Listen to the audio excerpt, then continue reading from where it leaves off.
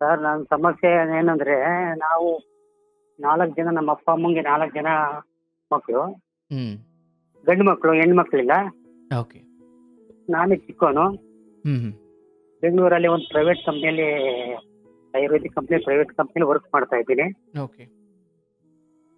Sir ನಾನು ನಮ್ಮ ಅಪ್ಪ ಅಮ್ಮ ಒಂದು ಹೆಣ್ಣು ನೋಡಿದ್ರು. ಹ್ಮ್ ಅದನ್ನ ಬಿಟ್ಬಿಟ್ಟೆ ಸರ್. ಅದು ಅವರು ಬಿಟ್ಬಿಟ್ಟಿದ್ದೆ, ನಾನು ನೋಡ್ಕೊಬರಕ್ ಹೋಗಿದ್ದೆ. ಬಟ್ ಅವರು ಒಂದು 6 ತಿಂಗಳು 8 ತಿಂಗಳು ಟೈಮ್ ತಗೊಂಡ್ರು, ನಮ್ಗೆ ಹೆಣ್ಣು ಕೊಡೋದಕ್ಕೆ ಟೈಮ್ ತಗೊಂಡ್ರು. ಅಲ್ಲ, ನಾನೇನ್ ಒಂದ್ ನಿಮಿಷ ಈಗ ನೀವು ಮೂಲತಃ ಬೆಂಗಳೂರವರ? ಹಾ? ನೀವು ಮೂಲ ಬೆಂಗಳೂರವರ? ಇಲ್ಲ ಸರ್, ನಮ್ದು ತುಮಕೂರು ಡಿಸ್ಟಿಕ್ ಆಯ್ತು ನಮ್ದು. ಆಯ್ತು. ತುಮಕೂರಲ್ಲಿ ಯಾವುದೋ ಒಂದು ಹಳ್ಳಿ. ಖಂಡಿತ ಸರ್. ಅಲ್ಲಿಂದ ಬೆಂಗಳೂರಿಗೆ ಯಾವ ವಯಸ್ಸಲ್ಲಿ ಬಂದ್ರಿ? ಒಂದು 25 ವರ್ಷ ಆಗಿದೆ ಸರ್. ನನಗೆ ಇವಾಗ 54 ರನ್ನಿಂಗು. ನಿಮ್ಮ ಯಾವ ವಯಸ್ಸಿನಲ್ಲಿ ಬೆಂಗಳೂರಿಗೆ ಬಂದ್ರಿ? ನಾವು ಯಾಕಂದ್ರೆ 30 ಸರ್. 30 ವಯಸ್ಸಲ್ಲಿ ಬೆಂಗಳೂರಿಗೆ ಬಂದ್ರಾ? ಹೌದು ಸರ್, 30 ವರ್ಷಕ್ಕೆ ಬೆಂಗಳೂರಿಗೆ ಬಂದೆ. ಅಂದ್ರೆ ಮದುವೆ ಆಗ ಬೆಂಗಳೂರಿಗೆ ಬಂದಿದ್ದ ಅಥವಾ ಬೆಂಗಳೂರಿಗೆ ಇಲ್ಲ ಬಂದಾಗ? ಇಲ್ಲ ಇಲ್ಲ ಇಲ್ಲ ಸರ್, ಮದುವೆ ಆದ್ಮೇಲೆ ಬೆಂಗಳೂರಿಗೆ ಬಂದೆ. 30 ವರ್ಷಕ್ಕೆ ಬೆಂಗಳೂರಿಗೆ ಬಂದೆ, 32ಕ್ಕೆ ಮದುವೆ ಆಯ್ತು ನಂದು. ಸೊ ಈಗ ನೀವು ಮದುವೆ ಬಗ್ಗೆ ಏನೋ ಹೇಳಲಿಕ್ಕೆ ಹೋದ್ರಿ, ಅಂದ್ರೆ ತಂದೆ ತಾಯಿ ನೋಡಿದ ಹುಡುಗಿನ? ಆ ತಂದೆ ತಾಯಿ ಒಂದು ಹೆಣ್ಣು ನೋಡಿದ್ರು, ನಾನು ಅದು ನೋಡ್ಕೊಂಡು ಬಂದಿದ್ದೆ. ಹ್ಮ್ ಬಟ್ ನಾನೇನ್ ಮಾಡಿದೆ, ಅವರು ನನಗೆ ಹೆಣ್ಣು ಕೊಡೋದಕ್ಕೆ ಒಂದು ಸ್ವಲ್ಪ ಡಿಲೇ ಮಾಡಿದ್ರು ಸರ್. ಇವ್ರು ಹುಡುಗನ ಬಗ್ಗೆ ವಾತಾವರಣ ಎಲ್ಲ ತಿಳ್ಕೋಬೇಕು ಅಂತ ಹೇಳ್ಬಿಟ್ಟು ಒಂದು 6 ತಿಂಗಳು 8 ತಿಂಗಳು ಡಿಲೇ ಮಾಡ್ಬಿಟ್ರು. ನಾನು ಇದಾಗೋದಿಲ್ಲ ಅಂತ ಹೇಳ್ಬಿಟ್ಟು ನಾನೇ ಬೇರೆ ಕಡೆ, ಅಂದ್ರೆ ಸಂಬಂಧದಾಗೆ ನಾನೇನು ಹೆಣ್ಣು ನೋಡಿ ಇದ್ ಮಾಡ್ಕೊಂಡೆ. ಹ್ಮ್ ಹ್ಮ್ ಸಂಬಂಧ ಅಂತಂದ್ರೆ ನಮ್ಮ ದೊಡ್ಡಮ್ಮನ ಮಗಳು ಸಂಬಂಧ. ಬಟ್ ನಾವು ಅವರು 20 ವರ್ಷದಿಂದ ಮಾತಾಡ್ತಿರ್ಲಿಲ್ಲ ಸರ್. ಹ್ಮ್ ಹ್ಮ್ ಆದ್ರೂ ನಾವು ಹೆಣ್ಣು ನೋಡ್ಕೊಂಡು ಬಂದು ಮದುವೆ ಆಗೋಣ ಅಂತ ಇದು ಮಾಡಿದೆ. ಅದು ನಮ್ಮ ಅಪ್ಪ ನಮ್ಮ ಅಮ್ಮಗೆಲ್ಲ ಗೊತ್ತಾಯ್ತು. ಈ 20 ನಮ್ಮ ವರ್ಷದಿಂದ ಅಪ್ಪ ಯಾಕೆ ಮಾತಾಡ್ತಿರ್ಲಿಲ್ಲ? ಯಾವ್ದೋ ಕಾರಣಕ್ಕೆ ಮಾತಾಡ್ತಿರ್ಲಿಲ್ಲ ಸರ್. ನಾವು ಅವರು ರಿಲೇಷನ್ ಆದ್ರೂ 20 ವರ್ಷದಿಂದ ಮಾತಾಡ್ತಿರ್ಲಿಲ್ಲ. ಆಯ್ತು ಆಯ್ತು. ಆಮೇಲೆ ನಾನೇನ್ ಮಾಡ್ಬಿಟ್ಟೆ, ಹೆಣ್ಣು ನೋಡಿ ಅದನ್ನೇ ಮದುವೆ ಆಗೋಣ ಅಂತ ಹೇಳ್ಬಿಟ್ಟು ಫಿಕ್ಸ್ ಮಾಡಿದೆ ಸರ್. ಹ್ಮ್ ನಮ್ಮ ಅಪ್ಪ ತುಂಬಾ ಬೇಡ್ಕೊಂಡ್ರು ಸರ್, ಬೇಡಪ್ಪ ಅವೆಣ್ಣು ಬೇಡ, ನಾವು ಅವರು 20 ವರ್ಷದಿಂದ ಮಾತಾಡಿಲ್ಲ, ಅವು ಹೆಣ್ಣು ಬೇಡ, ನೀವು ಬೇರೆ ಹೆಣ್ಣು ನೋಡ್ತೀನಿ ಸರ್ ಆಗು ಅಂತ. ಇಲ್ಲ ಇಲ್ಲ, ನಾನು ಆಗೋದೇ ಅದೇ ಹುಡುಗಿನೇ, ಆಗೋದು ಅದೇ ಹುಡುಗಿನೇ ಅಂತ ಹಠ ಮಾಡಿ ಕೂತ್ಕೊಂಡೆ ಸರ್. ಅದಕ್ಕೆ ಅಪ್ಪ ಅಮ್ಮ ಇಬ್ರು ಬೇಡ ಬೇಡ ಅಂತ ಎಷ್ಟು ಬೇಡ್ಕೊಂಡ್ರು ನಾನು ಬಿಡ್ಲೇ ಇಲ್ಲ ಸರ್. ಅದೇ ಹುಡುಗಿನೇ ಆಗ್ಬೇಕು, ಮಾತು ಕೊಟ್ಟಿದ್ದೀನಿ ಹುಡುಗಿಗೆ ಮಾತು ಕೊಟ್ಟಿರೋದ್ರಿಂದ ನಾನು ಆಗ್ಲೇಬೇಕು ಅಂತ ಹೇಳ್ಬಿಟ್ಟು, ನಿಮ್ಮದು ಬಿಟ್ಟರೆ ಬರ್ತೀನಿ, ಹುಡುಗಿ ಬಿಡಕ್ಕಾಗಲ್ಲ ಅಂತ ನಾನು ಒಂದು ನಿರ್ಧಾರಕ್ಕೆ ಬಂದ್ಬಿಟ್ಟೆ ಸರ್. ಹುಡುಗಿಗೆ ಏನ್ ಮಾತು ಕೊಟ್ಟಿದ್ರಿ? ನಾನು ನಿನ್ನ ಆಗ್ತೀನಿ ಅಂತ ಮದುವೆ ಆಗ್ತೀನಿ ಇನ್ನೇನಾ ಅಂತ ಮಾತು ಕೊಟ್ಟಿದ್ದೆ. ಹುಡುಗಿಯರ ಅಪ್ಪ ಅಮ್ಮನೂ ನನಗೆ ಸಪೋರ್ಟು, ನೀನ್ ಆಗು ನಾನು ಹೇಳಿ ಕೊಡ್ತೀವಿ ಅಂತ ಅವರು ಸಪೋರ್ಟು, ಹುಡುಗಿನೂ ನಮ್ಗೆ ಸಪೋರ್ಟು. ಬಟ್ ನಾನು ಮಾತು ಕೊಟ್ಟಿದ್ದೆ. ಹಂಗಾಗಿ ಅದೇ ನನಗೆ, ಯಾಕೆಂದ್ರೆ ಮಾತು ಕೊಟ್ಟಿದ್ದೀನಿ ಅಂತ ಹೇಳ್ಬಿಟ್ಟು ಮಾತು ಫೇಲ್ ಆಗೋದು ಬೇಡ ಅಂತ ಹೇಳ್ಬಿಟ್ಟು ನಾನು ಅದೇ ಹುಡುಗಿನ ಫಿಕ್ಸ್ ಮಾಡ್ಕೊಂಡೆ ಸರ್, ಮದುವೆ ಆಗ್ಲೇಬೇಕು ಅಂತ ಹೇಳಿ. 30 ವರ್ಷಕ್ಕೆ ಬೆಂಗಳೂರಿಗೆ ಬಂದೆ, 32ಕ್ಕೆ ಮದುವೆ ಮಾಡ್ಕೊಂಡೆ. ಅಪ್ಪನಂತೂ ತುಂಬಾ ಶಾಪ ಹಾಕಿರು ಸರ್, ನೀನು ಹಾಳಾಗೋಗ್ತೇ ಕಣೋ, ನೆಗದ್ ಬಿದ್ದೋಗ್ತೇ ಕಣೋ, ನೀನು ಉದ್ಧಾರ ಆಗಲ್ಲ ಕಣೋ, ನಮ್ಮ ಮಾತು ಕೇಳೋ ಅಂತಂದು ಹೇಳಿದ್ರು ಕೇಳಲಿಲ್ಲ ಸರ್. ನಾನು ಆ ಹುಡುಗಿನೇ ಮದುವೆ ಮಾಡ್ಕೊಂಡೆ. ಮದುವೆಗೆ ಯಾವ್ದೋ ಒಂದು ದೇವಸ್ಥಾನದಲ್ಲಿ ಮದುವೆ ಆಗಕ್ಕೆ ತೀರ್ಮಾನ ಮಾಡಿದೆ. ಆ ದೇವಸ್ಥಾನಕ್ಕೆ ಮದುವೆ ಆಗ್ಬೇಕಾದ್ರೆ ಎಲ್ಲಾರನ್ನೂ ಕರೆದೆ ಸರ್. ಅಪ್ಪ ಅಮ್ಮ 3 ಜನ ಅಣ್ಣಗಳು ಅತ್ತಿಗೆರು ಎಲ್ಲಾರನ್ನೂ ಕರೆದೆ. ಯಾರು ಬರ್ಲಿಲ್ಲ ಸರ್ ಮದುವೆಗೆ, ಒಬ್ರು ಬರ್ಲಿಲ್ಲ. ನಾನೇ ಮದುವೆ ಮಾಡ್ಕೊಂಡೆ. ಆಯ್ತು, ಮದುವೆನೂ ಆಗೋಯ್ತು. 3 ವರ್ಷ ಮದುವೆ ಮಾಡಿ ಬೆಂಗಳೂರಿಗೆ ಕರ್ಕೊಂಡು ಬಂದೆ. ಪ್ರೈವೇಟ್ ಕಂಪ್ನಿಯಲ್ಲಿ ವರ್ಕ್ ಮಾಡ್ತಾ ಇದ್ದೆ. 3 ವರ್ಷ ಚೆನ್ನಾಗೇ ಇದ್ವಿ ಸರ್. 3 ವರ್ಷ ಚೆನ್ನಾಗೇ ಇದ್ವಿ. ಆಮೇಲೆ 3 ವರ್ಷ ಆದ್ಮೇಲೆ ಪ್ರೆಗ್ನೆಂಟ್ ಆದ್ರು. 32ಕ್ಕೆ ಮದುವೆ ಆದ್ರೆ 35ಕ್ಕೆ ಪ್ರೆಗ್ನೆಂಟ್ ಆದ್ರು. ಆಮೇಲೆ ಮಗಗೆ ಪ್ರೆಗ್ನೆಂಟ್ ಆದ್ಮೇಲೆ ಅವಾಗ ಅಪ್ಪ ಅಮ್ಮ ಅಣ್ಣ ಅತ್ತಿಗೆ ಎಲ್ಲಾರನ್ನೂ ಕರೆದೆ ಸರ್. ಎಲ್ಲರೂ ಬಂದ್ರು ಸರ್, ಎಲ್ಲರೂ ಚೆನ್ನಾಗಾದ್ರು, ಎಲ್ಲರೂ ಹೊಂದ್ಕೊಂಡ್ರು, ಎಲ್ಲರೂ ಶ್ರೀಮಂತ ಚೆನ್ನಾಗಿ ಗ್ರ್ಯಾಂಡಾಗೆ ಮಾಡಿರು. ಅವಾಗ ನನಗೆ ತುಂಬಾ ಖುಷಿ ಆಯ್ತು. ಮದುವೆಯಾಗ ಆಶೀರ್ವಾದ ಮಾಡೋಕ್ಕಾಗಲಿಲ್ಲ, ಇವಾಗ್ಲಾದ್ರು ತಂದೆ ತಾಯಿ ಆಶೀರ್ವಾದ ತಗೋಬೇಕಲ್ಲಪ್ಪ ಅಂತ ಹೇಳ್ಬಿಟ್ಟು ನಮ್ಗೆ ಅದೊಂದೇ ದೊಡ್ಡ ಖುಷಿ ಆಗೋಗ್ಬಿಡ್ತು. ಹಂಗಂತ ಹೇಳ್ಬಿಟ್ಟು ಶ್ರೀಮಂತ ಆಯ್ತು. ಆಮೇಲೆ ಡೆಲಿವರಿನೇ ಆಯ್ತು, ನಾಮಕರಣ ಆಯ್ತು. ನಾಮಕರಣಕ್ಕೂ ಚೆನ್ನಾಗಿ ಎಲ್ಲ ಹೊಂದ್ಕೊಂಡು ಎಲ್ಲ ಬಂದ್ರು. ಅವಾಗ ಎಲ್ಲ ಡೆಲಿವರಿ ಆದ್ಮೇಲೆ ಅವ್ರ ಅಜ್ಜಿ ಮನೆಗೆ ಇದ್ರು ಸರ್. ನಮ್ ಡೆಲಿವರಿ ಆದ್ಮೇಲೆ ಅವ್ರ ಅಜ್ಜಿ ಮನೇಲಿ ಇದ್ದಾಗ ನಾನು 9 ತಿಂಗಳಾದ್ಮೇಲೆ ಪಾಪಗೆ 9 ತಿಂಗಳಾಗಿತ್ತು. ನಾನು ಬೆಂಗಳೂರಾಗಿದ್ನಲ್ಲ, ಅವ್ರು ಅಲ್ಲೇ ಅವ್ರ ಅಜ್ಜಿ ಊರಲ್ಲೇ ಡೆಲಿವರಿ ಆಗಿತ್ತು, ಅಲ್ಲೇ ಇತ್ತು. ನಾನು ಬೆಂಗಳೂರಿಗೆ ಬರ್ತಾ ಇದ್ದೀಯಾ ಒಂದೇ ಸರಿ, ಹಂಗೆ ಬೆಂಗಳೂರಿಗೆ ಬರ್ತೀಯಲ್ಲ ಮನೆ ನೀನು ಒಂದು ಅಪ್ಪ ಅಮ್ಮಂಗೆ ಪಾಪು ತೋರಿಸ್ಕೊಂಡು ಬಂದ್ಬಿಡು ಅಂತ ನಾನು ಹೇಳಿದೆ ಸರ್. ಬಂದ್ಬಿಡು ಅಂತ ಹೇಳಿದೆ. ಅವ್ರು ಏನ್ ಮಾಡ್ಬಿಟ್ಟು ಅಟ್ಲೀಸ್ಟ್ ಅವ್ರ ಅಜ್ಜಿ ಮನೆಗೂ ನಮ್ಮ ಮನೆಗೂ ಒಂದು 5 ಕಿಲೋಮೀಟರ್ ದೂರ ಅಷ್ಟೇ ಸರ್, ಊರಲ್ಲಿ ಇದ್ದಿದ್ದು 5 ಕಿಲೋಮೀಟರ್ ದೂರ. ಅವ್ರು ಏನ್ ಮಾಡ್ಬಿಟ್ರು ನಮ್ಮ ಮಿಸ್ಸಸ್ ಹೋಗ್ಲಿಲ್ಲ ಸರ್. ಆ ಅಪ್ಪ ಅಮ್ಮನ ಮನೆಗೆ ಹೋದ್ರು, ಬರೀ ಕೈಯಲ್ಲಿ ಹೋದ್ರು. ಪಾಪುನ ಅವ್ರ ಅಜ್ಜಿ ಮನೆಯಲ್ಲೇ ಬಿಟ್ಟು 9 ತಿಂಗಳು ಪಾಪು ಸರ್, 9 ತಿಂಗಳು ಪಾಪು ಅಲ್ಲೇ ಅವ್ರ ಮನೇಲಿ ಅಜ್ಜಿ ಮನೇಲೆ ಬಿಟ್ಬಿಟ್ಟು ಬರೀ ಕೈಯಲ್ಲಿ ಹೋಗ್ಬಿಟ್ಟು ನಮ್ಮ ಮನೆಗೆ ಹೋಗಿ ಬಟ್ಟೆ ಎಲ್ಲ ಎತ್ಕೊಂಡು ಬಂದ್ರು. ಅವರು ನಮ್ಮ ಅಪ್ಪ ನಮ್ಮಮ್ಮ ಕೇಳಿದ್ರು, ಯಾಕಮ್ಮ ಪಾಪು ಕರ್ಕ ಬಂದಿಲ್ಲ ಅಂದಕ್ಕೆ, ಇಲ್ಲ ಮಲಗಿತ್ತು ಕರ್ಕೊಬರಕ್ಕಾಗ್ಲಿಲ್ಲ ಹಂಗೆ ಹಿಂಗೆ ಅಂತ ಹೇಳಿದ್ರು. ಆಮೇಲೆ ನಾನ್ ಫೋನ್ ಮಾಡಿ ನಮ್ಮ ಅಪ್ಪ ಅಮ್ಮನ್ ಕೇಳಿದೆ, ಪಾಪು ಕರ್ಕೊಂಡ್ ಬಂದಿದ್ದಾಳ ನೋಡಿದ್ರ ಪಾಪುನ ಚೆನ್ನಾಗಾಯ್ತಾ ಅಂತ ಕೇಳಿದೆ. ಇಲ್ಲಪ್ಪ ನಿನ್ ಹೆಂಡ್ತಿ ಬರ್ಲಿಲ್ಲ, ಬಂದ್ರು ಬರೀ ಕೈಯಲ್ಲಿ ಬಂದ್ಲು, ಬಟ್ಟೆ ಎಲ್ಲ ತಗೊಂಡು ಹೋದ್ಲು, ಹೇಳಿದ್ಕೆ ಮಲಗಿತ್ತು ಪಾಪು ಅಂತ ಹೇಳಿ. ತುಂಬಾ ನೋವಾಯ್ತು ಸರ್ ನನಗೂನು, ಯಾಕಂದ್ರೆ ಸಖತ್ ಬೇಜಾರ ಆಯ್ತು. ಅಪ್ಪ ಅಮ್ಮಂಗೆ ಪಾಪು ತೋರಿಸ್ಕೊಬರ್ಲಿಲ್ವಲ್ಲ ಅಂಬತ್ತು ತುಂಬಾ ನೋವಾಯ್ತು. ಆಮೇಲೆ ಬೆಂಗಳೂರಿಗೆ ಬಂದ್ಲು ಅವಳು. ಬೆಂಗಳೂರಿಗೆ ಬಂದ್ಮೇಲೆ ನನಗೆ ತುಂಬಾ ತಡ್ಕೊಳಕ್ಕೆ ಆಗ್ಲಿಲ್ಲ, ನೋವಾಯ್ತು. ನಾನ್ ಕೆಲಸ ಕಾರ್ಯ ಮನೆ ಬಿಟ್ಟು, ಅವ್ರು ಪಾಪುನು ಬಿಟ್ಟು ಹೆಂಡ್ತಿನೂ ಬಿಟ್ಟು ಕೆಲಸನೂ ಬಿಟ್ಟು ಸೀದಾ ಊರಿಗೆ ಹೋಗಿ ಸೇರ್ಕೊಬಿಟ್ಟೆ. 3 ತಿಂಗಳು ಊರಿಗೆ ಹೋಗಿ ಸೇರ್ಕೊಬಿಟ್ಟೆ. ಅಷ್ಟು ಮನ್ಸು ನೋವಾಯ್ತು ಸರ್. ಯಾಕೆಂದ್ರೆ ಮದ್ವೆಗಂತ ಅವ್ರು ಆಶೀರ್ವಾದ ಮಾಡ್ಲಿಲ್ಲ. ಇವಾಗ್ಲೂ ಅದು ಚೆನ್ನಾಗಿದ್ರಲ್ಲ, ಅಟ್ಲೀಸ್ಟ್ ಪಾಪು ಒಂದೇ ಸಾರಿ ಬೆಂಗಳೂರಿಗೆ ಬರ್ತಾ ಇದ್ಯಾ, ಪಾಪು ತೋರ್ಸ್ಕೊಂಡು ಬಾರಮ್ಮ ಅಂತ ಹೇಳಿರೋನು ನೀನ್ ಬಂದಿಲ್ವಲ್ಲ ಅಂತ ಹೇಳ್ಬಿಟ್ಟು ಮನ್ಸಿಗೆ ನೋವಾಗಿ ಇದಾಯ್ತು ಸರ್. ಮತ್ತೆ 3 ತಿಂಗಳವರೆಗೂ ಬರ್ಲೇ ಇಲ್ಲ ಸರ್ ಅವಳು ಒಬ್ಳೆ. ಯಾಕೆಂದ್ರೆ ಮನೆ ಲೀಸ್ ಹಾಕೊಂಡಿದ್ದೆ ಬೆಂಗಳೂರಲ್ಲಿ, ಮನೇಲಿ ಇದ್ರು. ಅಂಗಡಿಲಿ ಒಂದು ಅಂಗಡಿ ಎದುರುಗಡೆ ಒಂದು ಅಂಗಡಿ ಇತ್ತು, ಅಂಗಡಿಲಿ ಐಟಮ್ ತಗೊಳ್ಳೋದು, ಕ್ರೆಡಿಟ್ ಸಾಲ ಅಲ್ಲಿ ತಗೊಳ್ಳೋದು, ಅಲ್ಲಿ ತಿನ್ನೋದು. 3 ತಿಂಗಳು ಅವಳು ಹಠ ಮಾಡ್ಕೊಂಡು ಅಲ್ಲೇ ಇದ್ದ, ಹೋಗಿದ್ದಾನೆ ಬರ್ಲಿ ಅಂತ ಅವಳು ಹಠ ಮಾಡ್ಕೊಂಡು ಅವಳು ಇದ್ಲು. ನಾನು ಹಠ ಮಾಡ್ಕೊಂಡು ಅಲ್ಲೇ ಊರಲ್ಲಿ ಸೇರ್ಕೊಬಿಟ್ಟೆ. ಅಪ್ಪ ಅಮ್ಮನ್ ನೋಡ್ಕೊಂಡು ಅಲ್ಲೇ ಇದ್ದೆ ಸರ್. 3 ತಿಂಗಳು ಬರ್ಲಿಲ್ಲ. ಕೊನೆಗೆ ಅವ್ರ ಅಪ್ಪನ್ ಕರ್ಕೊಂಡು ಇನ್ನೊಬ್ರು ಯಾರನ್ನ ಕರ್ಕೊಂಡು ಬಂದ್ಲು, ಮಗು ಎತ್ಕೊಂಡು ಊರಿಗೆ, ನಮ್ಮೂರಿಗೆ ನನ್ನೇ ಹುಡ್ಕೊಂಡು ನಮ್ಮ ಮನೆಗೆ ಬಂದ್ಲು. ನನಗೆ ಕೋಪ ತಡ್ಕೊಳಕ್ ಆಗ್ಲಿಲ್ಲ, ಸಖತ್ತಾಗಿ ಹೊಡೆದ್ಬಿಡ, ಅವ್ರ ಅಪ್ಪನ ಎದುರಿಗೆ ಹೊಡೆದ್ಬಿಟ್ಟೆ ಸರ್. ನಾನು ಹೇಳಿದೆ ತಾನೇ ನಿನ್ಗೇನ್ ಕಡಿಮೆ ಮಾಡಿದ್ದೆ, ಅಪ್ಪ ಅಮ್ಮಂಗೆ ಪಾಪು ತೋರಿಸ್ಕೊಂಡು ಬಾರಮ್ಮ ಅಂತ ಹೇಳಿದೆ ತಾನೆ. ಹೇಳಿರು ನನ್ನ ಮಾತಿಗೆ ಬೆಲೆ ಗೌರವ ಇಲ್ವಲ್ಲ, ನೀನು ಯಾಕೆ ಅಪ್ಪ ಅಮ್ಮಂಗೆ ತೋರಿಸ್ಕೊಂಡಂಗೆ, ಅದು ಬರೀ ಕೈಯಲ್ಲಿ ಬಂದು ಬಟ್ಟೆಗಳು ತಗೊಂಡು ಬರೀ ಕೈಯಲ್ಲಿ ಬಂದು ಪಾಪುನು ತೋರಿಸ್ದಂಗೆ ನೀನು ಹಂಗೆ ಬೆಂಗಳೂರಿಗೆ ಬಂದಿದ್ಯಲ್ಲ, ಇದು ಸರಿನಾ ಅಂತ ಹೇಳ್ಬಿಟ್ಟು ಹೊಡೆದ್ಬಿಟ್ಟೆ. ಆಮೇಲೆ ಅಪ್ಪ ಅಮ್ಮ ಎಲ್ಲ ಸುಮ್ಮನೆ ಆಯ್ತು, ಆಗೋಗೈತೆ ಬಿಡು, ಮುಗ್ದೋಗೈತೆ ಈ ಕತೆ ಅಂತ ಹೇಳ್ಬಿಟ್ಟು ಎಲ್ಲ ಚೆನ್ನಾಗಿ ಆದ್ವಿ. ಹೊಡೆದೆ, ಅವ್ರ ಅಪ್ಪನ ಎದುರಿಗೆ ಹೊಡೆದೆ, ಎಲ್ಲ ಚೆನ್ನಾಗಿ ಆದ್ವಿ. ಮತ್ತೆ 3 ತಿಂಗಳಾದ್ಮೇಲೆ ಮತ್ತೆ ಬೆಂಗಳೂರಿಗೆ ಬಂದೆ, ಮತ್ತೆ ಕೆಲ್ಸಕ್ಕೆ ಜಾಯ್ನ್ ಆಗಿದೆ. ಮತ್ತೆ ಬೆಂಗಳೂರಿಗೆ ಬಂದ್ಮೇಲೆ ಚೆನ್ನಾಗಿದ್ವಿ ಸರ್. ಚೆನ್ನಾಗೇ ಇದ್ಮೇಲೆ ಏನಾಯ್ತು ಅಂತಂದ್ರೆ, ಒಂದು ಏನಾಯ್ತು ಅಂತಂದ್ರೆ, ಮನೆ ಲೀಸ್ಗೆ ಹಾಕೊಂಡಿದ್ವಿ, ಮನೇಲೇ ಇದ್ವಿ. ಮನೇಲೇ ಇದ್ಮೇಲೆ ನಾನು ಒಂದು ಸಣ್ಣ ತಪ್ಪು ಮಾಡಿದೆ ಸರ್. ಕೇಳಿಸ್ತದೆ ಸರ್? ಹೇಳಪ್ಪ. ಸಣ್ಣ ತಪ್ಪು ಮಾಡಿದೆ. ಏನಪ್ಪಾ ಅಂತಂದ್ರೆ, ಮನೆ ಲೀಸ್ಗೆ ಹಾಕೊಂಡಿದ್ದು ಬೇರೆ ಮನೆಗೆ ಹೋಗಿದ್ದೆ. 1:30ಕ್ಕೆ ಮಾತಾಡಿದ್ದೆ ಮನೇನ, 1,30,30,000ಕ್ಕೆ. ಅವ್ರೇನ್ ಮಾಡ್ಬಿಟ್ಟು ಕೊನೆ ಲಾಸ್ಟ್ ಅಲ್ಲಿ ದುಡ್ಡು ಅಮೌಂಟ್ ಕೊಟ್ಟಿದ್ದೆ ಸರ್, 1,30,30,000 ಕೊಟ್ಟಿದ್ದೆ. ಇಲ್ಲಪ್ಪ 1,50 ಕಡಿಮೆ ಕೊಡೋದಿಲ್ಲ ಅಂತ ಅಂದ್ಬಿಟ್ಟು ಅವರು ಮಾತಾಡಿದ್ದೆ ಮತ್ತೆ ಕೇಳಿದ್ದೆ ಮತ್ತೆ ವಾಪಸ್ ಹೆಂಗಿಸ್ಕೊಳ್ಳೋದು ಅಂತ ಹೇಳ್ಬಿಟ್ಟು 20,000 ನನಗೆ ಶಾರ್ಟೇಜ್ ಬಂತು ಸರ್. ಯಾರ್ಯಾರನ್ನ ಕೇಳಿದೆ, ಯಾರು ಕೊಡ್ಲಿಲ್ಲ. ಆಮೇಲೆ ಯಾರ ಫ್ರೆಂಡ್ಸ್ ಹತ್ರ ಹೇಳ್ದೆ, ಕೊಟ್ರು 20,000. ನಾನು ಏನು ಮಾಡಿದೆ, ಒಂದು ಕೊಳ್ತೇನಿತ್ತು ನಂದು, 15 ಗ್ರಾಮ್ ಕೊಳ್ತೇನಿತ್ತು, ಅದನ್ನ ಅಡ ಇಟ್ಬಿಟ್ಟೆ. ಇವಳು ಗಾರ್ಮೆಂಟ್ಸ್ ಹೋಗ್ತಾ ಇದ್ಲು, ಇವಳಿಗೆ ಸಂಬಳ ಬರ್ತಿತ್ತು, ₹1 ಕೊಡ್ತಿರ್ಲಿಲ್ಲ ಸರ್ ನನಗೆ. ಎಲ್ಲ ಖರ್ಚು ನನ್ನ ದುಡ್ಡು, ನನ್ನ ಸಂಬಳದಾಗೆ ಎಲ್ಲ ಮೇಂಟೈನು, ಮನೆ ಖರ್ಚು ಎಲ್ಲ ನಾನೇ ಮೇಂಟೈನ್ ಮಾಡ್ತಾ ಇದ್ದೆ.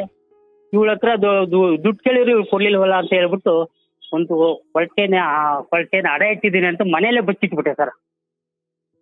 ಮನೇಲೆ ಬಚ್ಚಿಟ್ಬಿಟ್ಟು ಅದನ್ನ ಅವಳಿಗೆ ಹೇಳ್ದೆ, ನಾನು ಅಡ ಇಟ್ಟಿದ್ದೀನಿ ಕೊಳ್ತೇನ, 20,000 ಕೊಟ್ಟು ಬಿಡಿಸ್ಕ ಅಂತ ಹೇಳ್ದೆ. ಅವಳಿಗೆ ನನ್ನ ಮೇಲೆ ಡೌಟು, ನಾವು ಅಡ ಡೌಟು, ಸಾಲ ಮಾಡೋದೇ ಕಷ್ಟ, ಇನ್ನು ಅಡ ಇನ್ನೆಲ್ಲಿ ಇರ್ತಾನೆ ಅಂತ ಹೇಳ್ಬಿಟ್ಟು ನಾನು ಇಲ್ದಾಗ ಮನೆಯೆಲ್ಲ ಫುಲ್ಲು ಚೆಕ್ ಮಾಡಿದ್ದಾರೆ. ಅದು ಸಿಕ್ಕೋಗ್ಬಿಡ್ತು, ಮನೆಯಲ್ಲೇ ಸಿಕ್ಕೋಗ್ಬಿಡ್ದು. ಆಮೇಲೆ ಹಿಂಗೆ ತಿರ್ಗಿ ಯಾರನ್ನ ಕರೆದು ಎಲ್ಲ ದೊಡ್ಡವ್ರನ್ನೆಲ್ಲ ಕರೆದ್ಬಿಟ್ಟು ನನ್ನ ಬೈಸಿದ್ಲು, ಈ ತರ ಮಾಡಿದ್ದಾನೆ ಅಂತ. ನಾನು ಹೇಳ್ದೆ, ನನಗೆ 20,000 ಶಾರ್ಟೇಜ್ ಬಂದೈತೆ, ನಾನು ಯಾರನ್ನ ಕೇಳಬೇಕು, ಯಾರು ಕೊಡ್ಲಿಲ್ಲ, ಹಂಗಾಗಿ ಇವಳ ದುಡ್ಡು ಇಸ್ಕೊಂಡ್ಬೇಕು, ಇವಳ ದುಡ್ಡು ತೆಗಿಬೇಕು ಅಂತ ಹೇಳ್ಬಿಟ್ಟು ನಾನು ಈ ತರ ಮಾಡಿದಕ್ಕೆ ಅವರೆಲ್ಲ ನೀನೇನಮ್ಮ ಒಂದು 20,000 ಅವನಿಗೆ ದುಡ್ಡು ಕೊಡಕ್ ಆಗ್ತಿರ್ಲಿಲ್ಲ, ನೀನು ಸಂಬಳ ಬರ್ತಿತ್ತಾನೆ, ನಾನೇ ಕೊಡ್ಲಿ, ನಾನು ಕೊಡೋದಿಲ್ಲ, ಅವ್ನು ನನ್ನ ದುಡ್ಡು ನಾನು ನನ್ನ ಇಷ್ಟ, ನಾನೇನು ಮಾಡ್ಕೊಂತೀನಿ, ನಾನು ಕೊಡೋದಿಲ್ಲ ಅಂತ ಆ ಥರ ಹೇಳಿದ್ಲು. ಇದಕ್ಕೆ ಅಲ್ಲಿಗೆ ಇದಾಯ್ತು ಸರ್. ಆಮೇಲೆ ಎಲ್ಲ ಸರಿ ಹೋಯ್ತು, ಆಮೇಲೆ ಸುಮ್ಮನಾದ್ರು.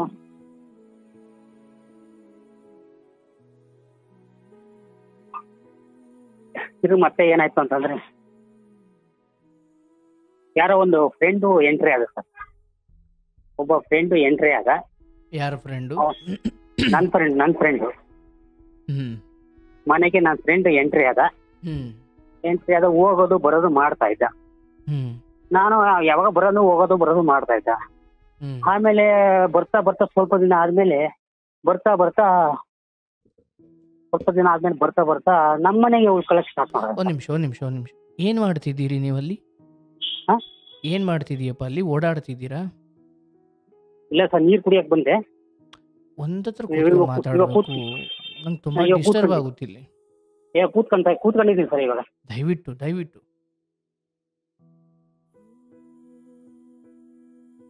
ಒಂದು ಪದ ಕೇಳಿಸುತ್ತೆ, ಒಂದು ಪದ ಕೇಳಿಸಲ್ಲ, ಹಂಗ್ ಮಾತಾಡ್ತಿದ್ದೀರಾ? ಇಲ್ಲ ಸರ್, ಇವಾಗ ಕೂತ್ಕೊಂಡಿದ್ದೀನಿ.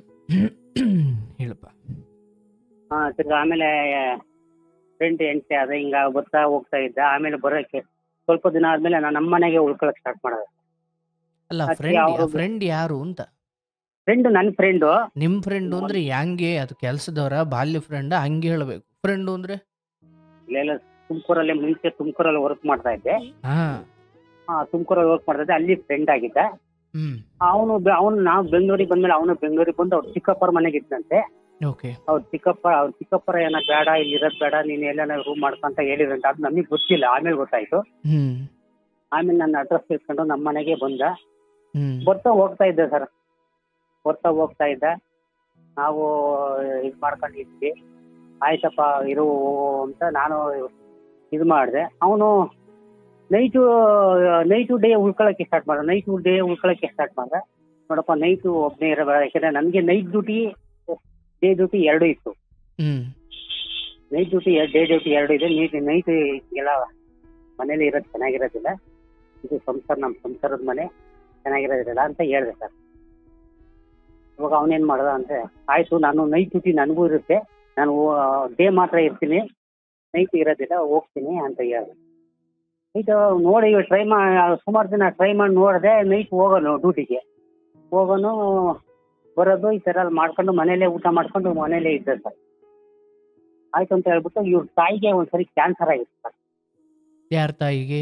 ನನ್ನ ಮಿಸ್ಸಸ್ ತಾಯಿಗೆ ಕ್ಯಾನ್ಸರ್ ಆಗಿತ್ತು. ನಾನು ಕೆಂಗೇರಿಲಿ ರಾಜರಾಜೇಶ್ವರಿ ಹಾಸ್ಪಿಟಲ್ಲಿ ಮುಂದಿನ ಆಪರೇಷನ್ ಮಾಡಿಸ್ದೆ. ಇವನು ಹೆಲ್ಪ್ ಮಾಡ್ದ ಸರ್. ನನ್ನ ಫ್ರೆಂಡನು ಹೆಲ್ಪ್ ಮಾಡ್ದ. ನನ್ನ ಜೊತೆಲಿ ಬರೋದು ಹೋಗೋದು ನನ್ನ ಜೊತೆಲಿ ಈ ತರ ಎಲ್ಲ ಮಾಡ್ದ. ಅಲ್ಲಿ ಆಪರೇಷನ್ ಆಯ್ತು. ಅಲ್ಲಿಂದ ಅವರು ದುಡ್ಡು ಕೊಟ್ಟು, ಬಟ್ ನನ್ನ ಕೈಯಿಂದಲೂ ಸ್ವಲ್ಪ ದುಡ್ಡು ಖರ್ಚು ಮಾಡ್ಕೊಂಡೆ. ನಾನೇನು ಕೇಳಲಿಲ್ಲ ಅವ್ರನ್ನ, ನನಗೆ ಕೊಟ್ರಿ ನನ್ಗೆ ಖರ್ಚಾಗೈತೆ ಅಂತ ಇದುವರೆಗೂ ನಾನು ಕೇಳಿಲ್ಲ, ಕೇಳಕ್ಕೂ ಹೋಗ್ಲಿಲ್ಲ. ಯಾಕೆಂದ್ರೆ ಅದು ಒಂದು ನಮ್ ತಾಯಿ ಇದ್ದಂಗಲ್ವಾ, ಅವರು ನನ್ಗೆ ಅಕ್ಕನೇ ಆಗ್ಬೇಕು, ದೊಡ್ಡಮ್ಮನ ಮಗಳೇ ಆಗ್ಬೇಕು, ಅಕ್ಕನೇ ಆಗ್ಬೇಕು. ಹಾಗಾಗಿ ನಂದು ಒಂದು ಸೇವೆ ಇರ್ಲಿ ಅಂತ ಹೇಳ್ಬಿಟ್ಟು ನಾನು ಸ್ವಲ್ಪ ದುಡ್ಡು ಖರ್ಚು ಮಾಡಿದೆ. ಅವರು ಕೊಡ್ತಾ ಇದ್ರು ದುಡ್ಡು, ಇಲ್ಲ ಅಂತ ಅಲ್ಲ, ಅವರು ಕೊಡ್ತಾ ಇದ್ರು, ನಾನು ಕೊಡ್ತಾ ಇದ್ದೆ. ಕೆಂಗೇರಿಯಲ್ಲಿ ರಾಜರಾಜೇಶ್ವರಿ ಹಾಸ್ಪಿಟಲಲ್ಲಿ ಆಪರೇಷನ್ ಮಾಡಿಸ್ದೆ. ಮತ್ತೆ ಆಪರೇಷನ್ ಮಾಡಿಸಿದ್ಮೇಲೆ ಕಿದ್ವೈಯಲ್ಲಿ ಕರೆಂಟ್ ಕೊಡ್ಬೇಕು ಅಂತ ಹೇಳಿದ್ರು. ಮತ್ತೆ ಕಿದ್ವೈಗೆ ಹೋದೆ, ಕಿದ್ವೈಯಲ್ಲಿ ಕರೆಂಟ್ ಕೊಡಿಸ್ದೆ. ಆಮೇಲೆ ಅದೆಲ್ಲ ಇದಾಯ್ತು, ಕ್ಲಿಯರ್ ಆಯ್ತು. ಆದ್ರೂ ಅವ್ರು ಉಳ್ಕೊಳ್ಳಿಲ್ಲ, ಅವರು ತೀರ್ಕೊಂಡು ಹೋದ್ರು. ಮತ್ತೆ ಇವು ಒಂದ್ಸತಿ ಕೆಂಗೇರಿಯಲ್ಲಿ ಹಣ ಡ್ರಾ ಮಾಡಬೇಕಾದ್ರೆ ಪಕ್ಕದಲ್ಲೇ ಇದೆ ಸರ್ ನಮ್ಮ ಫ್ರೆಂಡ್. ATM ಅಲ್ಲಿ ಡ್ರಾ ಮಾಡ್ಬೇಕಾದ್ರೆ ಪಿನ್ ನಂಬರ್ ನೋಡ್ಕೊಂಡ್ಬಿಟ್ಟಿದೆ ಸರ್. ನೋಡ್ಕೊಂಡ್ರೆ ಪಕ್ಕದಲ್ಲೇ ಅವ್ನ ಪಕ್ಕದಲ್ಲಿದ್ದಂಗೆ ನಾನು ಡ್ರಾ ಮಾಡ್ಕೊಂಡಿದ್ದೆ ಕೆಂಗೇರಿಯಲ್ಲಿ.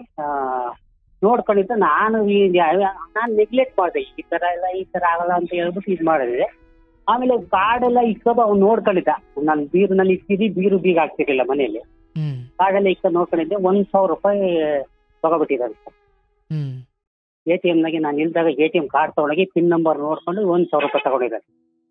ನಾನು 1,000 ರೂಪಾಯಿ ಶಾರ್ಟೇಜ್ ಇದೆಯಲ್ಲ, 1,000 ರೂಪಾಯಿ ಲೆಸ್ ಆಗಿದೆಯಲ್ಲ ಅಂತ ಬ್ಯಾಂಕ್ ಮ್ಯಾನೇಜರ್ನು ಎಲ್ಲಾರನು ಬ್ಯಾಂಕಲ್ಲೆಲ್ಲ ವಿಚಾರಿಸ್ತಾರೆ ಸರ್, ಕರ್ನಾಟಕ ಬ್ಯಾಂಕಲ್ಲಿ ಉತ್ತರಳ್ಳಿಲಿ ವಿಚಾರಿಸಿದ್ಕೆ ಅವ್ರು ಇಲ್ಲಪ್ಪ ನಿನ್ಗೆ ಈ ತರ ಇದು ಆಗಕ್ಕೆ ಚಾನ್ಸಸ್ ಇಲ್ಲ, ನಿಮ್ ATM ಕಾರ್ಡ್ ಇವತ್ತು ನೀ ತಗೊಂಡಿರ್ತಿ ಇಲ್ಲ ನಿಮ್ ಮಿಸ್ಸಸ್ ಯಾರಾದ್ರೂ ತಗೊಂಡಿರ್ತಾರೆ ವಿಚಾರಿಸು ಅಂತಂದ್ರು. ಅವ್ನು ನನ್ನ ಮಿಸ್ಸಸ್ ವಿಚಾರಿಸಿದ್ರೆ ಅವ್ಳು ನಾನೇ ಎತ್ಬೇಕಣ್ಣ, ನಾನು ತಗೊಂಡೇ ಇಲ್ಲ ಅಂತ ಅಂದ್ರು. ಮತ್ತ್ ನಾನು ಯಾವ್ದು ಡ್ರಾ ಮಾಡಿಲ್ವಲ್ಲ, ಹೆಂಗಾಯ್ತು ಇದು ಅಂತ ಹೇಳಿ ಇದು ಮಾಡಿದೆ.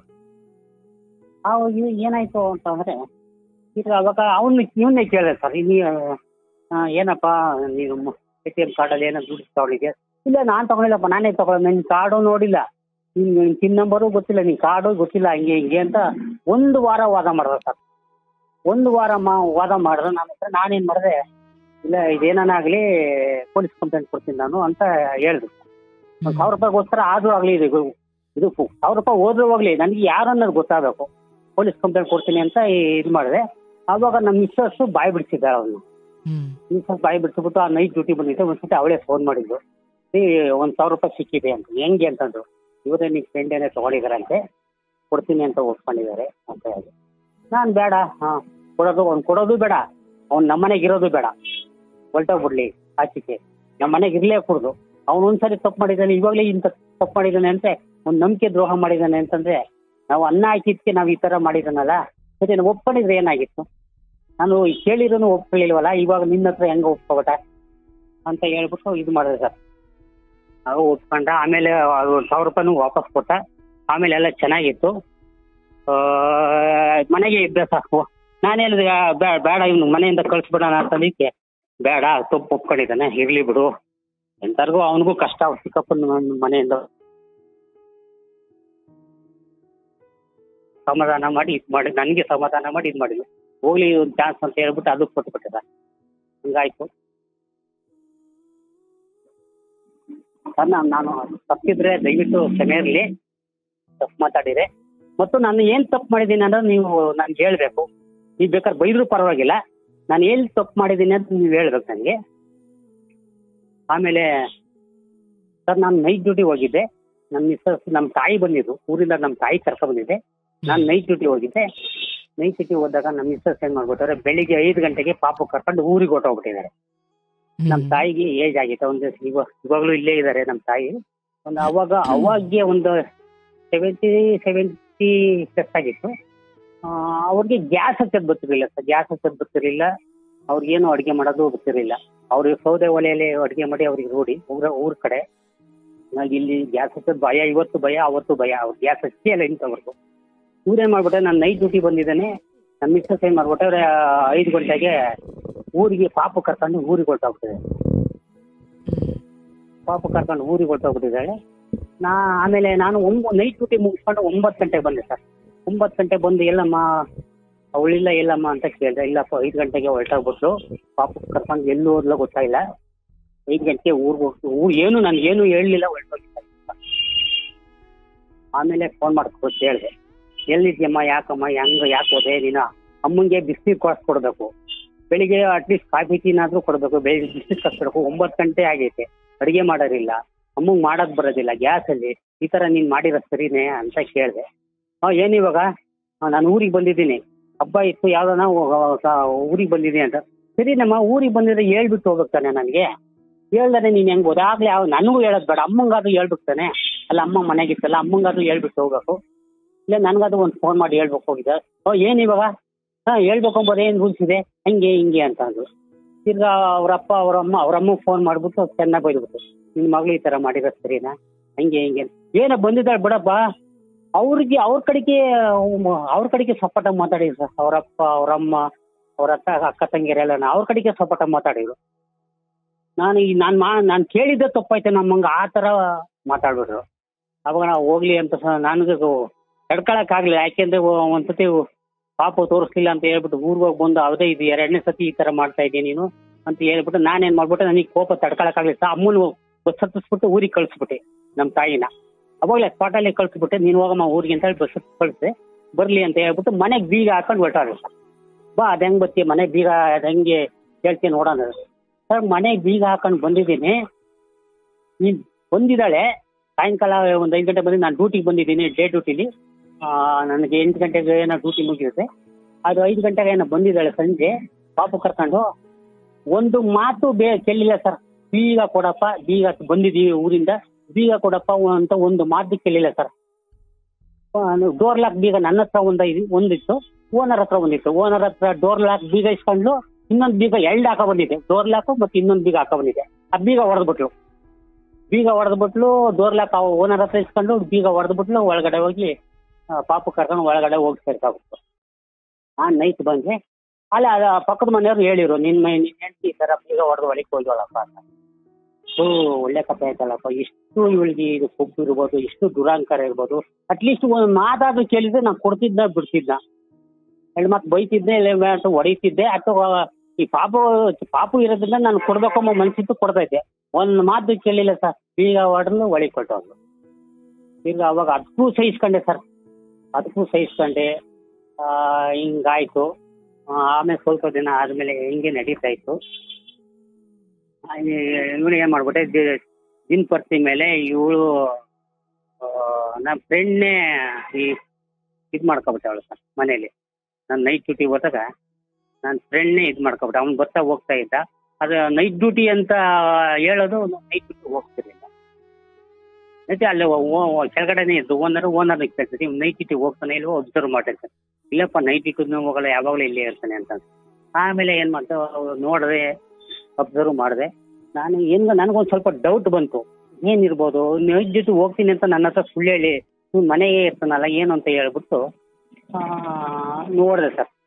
ನಿಮ್ಮ ಹತ್ರ ಸತ್ಯ ಹೇಳ್ತೀನಿ, ನನಗೆ ಬಂದ ತಕ್ಷಣ ಒಂದು ಸತಿ ಬಂದೆ. ಆದರೆ ಇವ್ರು ಕಲ್ತ್ಕೊಂಡು ಸುಮಾರು ದಿನ ಆಗೈತೆ ಸರ್, ಸುಮಾರು 1 ವರ್ಷದ ಮೇಲೆ ಆಗೈತೆ ನನ್ನ ಪ್ರಕಾರ.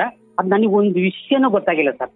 ನಾನು ನೈಟ್ ಡ್ಯೂಟಿ ಹೋದಾಗ ಇವರಿಬ್ರು ಒಳಗಡೆ ಇದು ಮಾಡ್ಕೊಂಡು ಅಟ್ಯಾಚ್ ಆಗಿದ್ದಾರೆ. ಆಮೇಲೆ ಅದು ನನಗೆ ಕನ್ಫರ್ಮ್ ಆಗಿದೆ. ಹೆಂಗೆ ಅಂದ್ರೆ ನಾನು ಬಂದೆ ಡ್ಯೂಟಿ ಮುಗಿಸ್ಕೊಂಡು ಒಂದ್ಸರಿ ನೈಟ್ ಡ್ಯೂಟಿ ಬಂದೆ ಸರ್. ಹೇಳ್ಬಾರ್ದು ವಿಷಯ ಆದರೂ ಹೇಳ್ತಾ ಇದ್ದೀನಿ, ದಯವಿಟ್ಟು ಕ್ಷಮೆ ಇರಲಿ ಸರ್. ಡೈರೆಕ್ಟಾಗಿ ಹೋಗಿ ಬಾತ್ರೂಮಲ್ಲಿ ಲಂಗ ಬಿಸಾಕಿದ್ದು, ಲಂಗ ಚೆಕ್ ಮಾಡಿದೆ ಸರ್. ನಾನು ಅವಳು ಸೇರಿ ಸುಮಾರು 7-8 ತಿಂಗಳಾಗಿತ್ತು ಸರ್. ಯಾಕೆ ಸೇರಲಿಲ್ಲ ಅಂತಂದ್ರೆ, ಒಂದ್ಸತಿ ಸೇರಕ್ಕೆ ಹೋದಾಗ ಅವಳು ಫುಲ್ ಗಲಾಟೆ ಮಾಡ್ಬಿಟ್ಟು ನನ್ನ ಮೇಲೆ. ನಾನು ಕೆಲಸ ಮಾಡ್ಕೊಬತ್ತೀನಿ, ಟೈಲರು ಕೂತು ಸಾಕಾಗ್ತತೆ, ಇನ್ನೊಂದು ಕತೆ ಹಂಗೆ ಹಿಂಗೆ ಅಂತ ಹೇಳ್ಬಿಟ್ಟು ಸಖತ್ತು ಜಗ ಮಾಡ್ಬಿಟ್ರು ಸರ್. ಅವಾಗ ನಾನು ಅವತ್ತಿಂದ ಸುಮಾರು 7-8 ತಿಂಗಳಾಗಿತ್ತು ಅವಳು ಮುಟ್ಟಿ ಅವಳು ಸೇರಿರಲಿಲ್ಲ. ನಾನು ಡೈರೆಕ್ಟಾಗಿ ಹೋಗ್ಬಿಟ್ಟು ಬಾತ್ರೂಮಲ್ಲಿ ಲಂಗ ತೆಗೆದಾಕಿಲ್ಲ, ಲಂಗ ಚೆಕ್ ಮಾಡಿದೆ ಸರ್.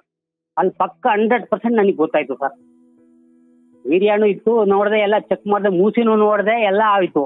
ಆಮೇಲೆ ನನಗೆ ಫುಲ್ಲು ಟೆನ್ಷನ್ ಆಗೋಗ್ಬಿಡ್ತು ಸರ್. ಇಷ್ಟೊಂದು ಈ ಥರ ಮೋಸ ಮಾಡ್ತಾಳ ನನಗೆ, ಹಂಗೆ ಹಿಂಗೆ ಅಂತ ಹೇಳ್ಬಿಟ್ಟು ಫುಲ್ಲು ಟೆನ್ಷನ್ ಆಗೋಯ್ತು. ಏನು ಮಾಡಬೇಕು, ಇಲ್ಲ ಅವಳನ್ನ ಸಾಯ್ಬೇಕು, ಇಲ್ಲ ಸುತ್ತೋಬೇಕು, ಈ ಥರ ಲೆವೆಲಿಗೆ ಬಂದ್ಬಿಟ್ಟೆ ಸರ್ ನಾನು. ಅದು ನಾನು ಸಮಾಧಾನ ಮಾಡ್ಕೊಂಡು ಯಾರ್ಯಾರೋ ನಮ್ಗೆ ಗೊತ್ತಿರೋ ಫ್ರೆಂಡ್ಸ್ಗಳೆಲ್ಲ ಹಿಂಗಾಗೈತೆ, ಏನು ಮಾಡೋದು ಅಂತ ಕೇಳಿದೆ. ಅದು ಸಮಾಧಾನ ಮಾಡ್ಕೊ, ಇವೆಲ್ಲ ಕಾಮನು, ಕೆಲವು ಸಂಸಾರಗಳಾಗ ಆಗ್ತದೆ, ಇದಕ್ಕೆಲ್ಲ ಇದು ಮಾಡ್ತಾ ತಾಳ್ಮೆ ತಗ. ನೀನು ತಾಳ್ಮೆ ತಗೊಂಡ್ರೆ ನೀನು ಏನು ಬೇಕಾದ್ರೂ ಸಾಧನೆ ಮಾಡ್ಬೋದು. ನೀನು ದುಡುಕಿ ನಿರ್ಧಾರ ತಗೊಬಿಟ್ಟೆ. ನೋಡು, ಪಾಪು ಇದ್ದಾನೆ, ಸುಮಾರು ಅವನಿಗೆ 2ನೇ ಸ್ಟ್ಯಾಂಡರ್ಡ್ ಸರ್, 2ನೇ ಕ್ಲಾಸ್ ಓದ್ತಾ ಇದ್ದಾನೆ. ಅವ್ನು ಪಾಪು ಮುಖ ನೋಡು. ಆಮೇಲೆ ನೀನು ಅವಳನ್ನ ಸಾಯಿಸ್ಬಿಟ್ಟು ಜೈಲಿಗೆ ಹೋದ್ರೆ ನಿನ್ನ ಮಗು ನೋಡಾರ ಯಾರು? ವಯಸ್ಸಾಗಿರೋ ತಂದೆ ತಾಯಿ ಇದ್ದಾರೆ, ಅದು 3 ಜನ ಹಣ್ಣುಗಳ ಹತ್ರ ಇಲ್ಲ. ನನ್ನ ಮನೆಗೆ ಇದ್ದಾರೆ ತಂದೆ ತಾಯಿ, ಅವರು ನೋಡ್ಕೋಬೇಕು. ಹಂಗಾಗಿ ತಂದೆ ತಾಯಿ ಮುಖ ನೋಡು, ಪಾಪು ಮುಖ ನೋಡು. ಯಾವುದೇ ಕಾರಣಕ್ಕೂ ಅಂತ ಕೆಟ್ಟ ಕೆಲಸಕ್ಕೆ ಹಿಡಿಬೇಡ, ನೀನು ಸಾಯಬೇಡ, ಅವಳು ಸಾಯಿಸೋದು ಬೇಡ, ಮುಂದೆ ಏನಾಗ್ತದೆ ನೋಡೋಣ ಅಂತಂದು ನಾನೊಂದು ಡಿಸೈಡ್ ಮಾಡಿದೆ ಸರ್.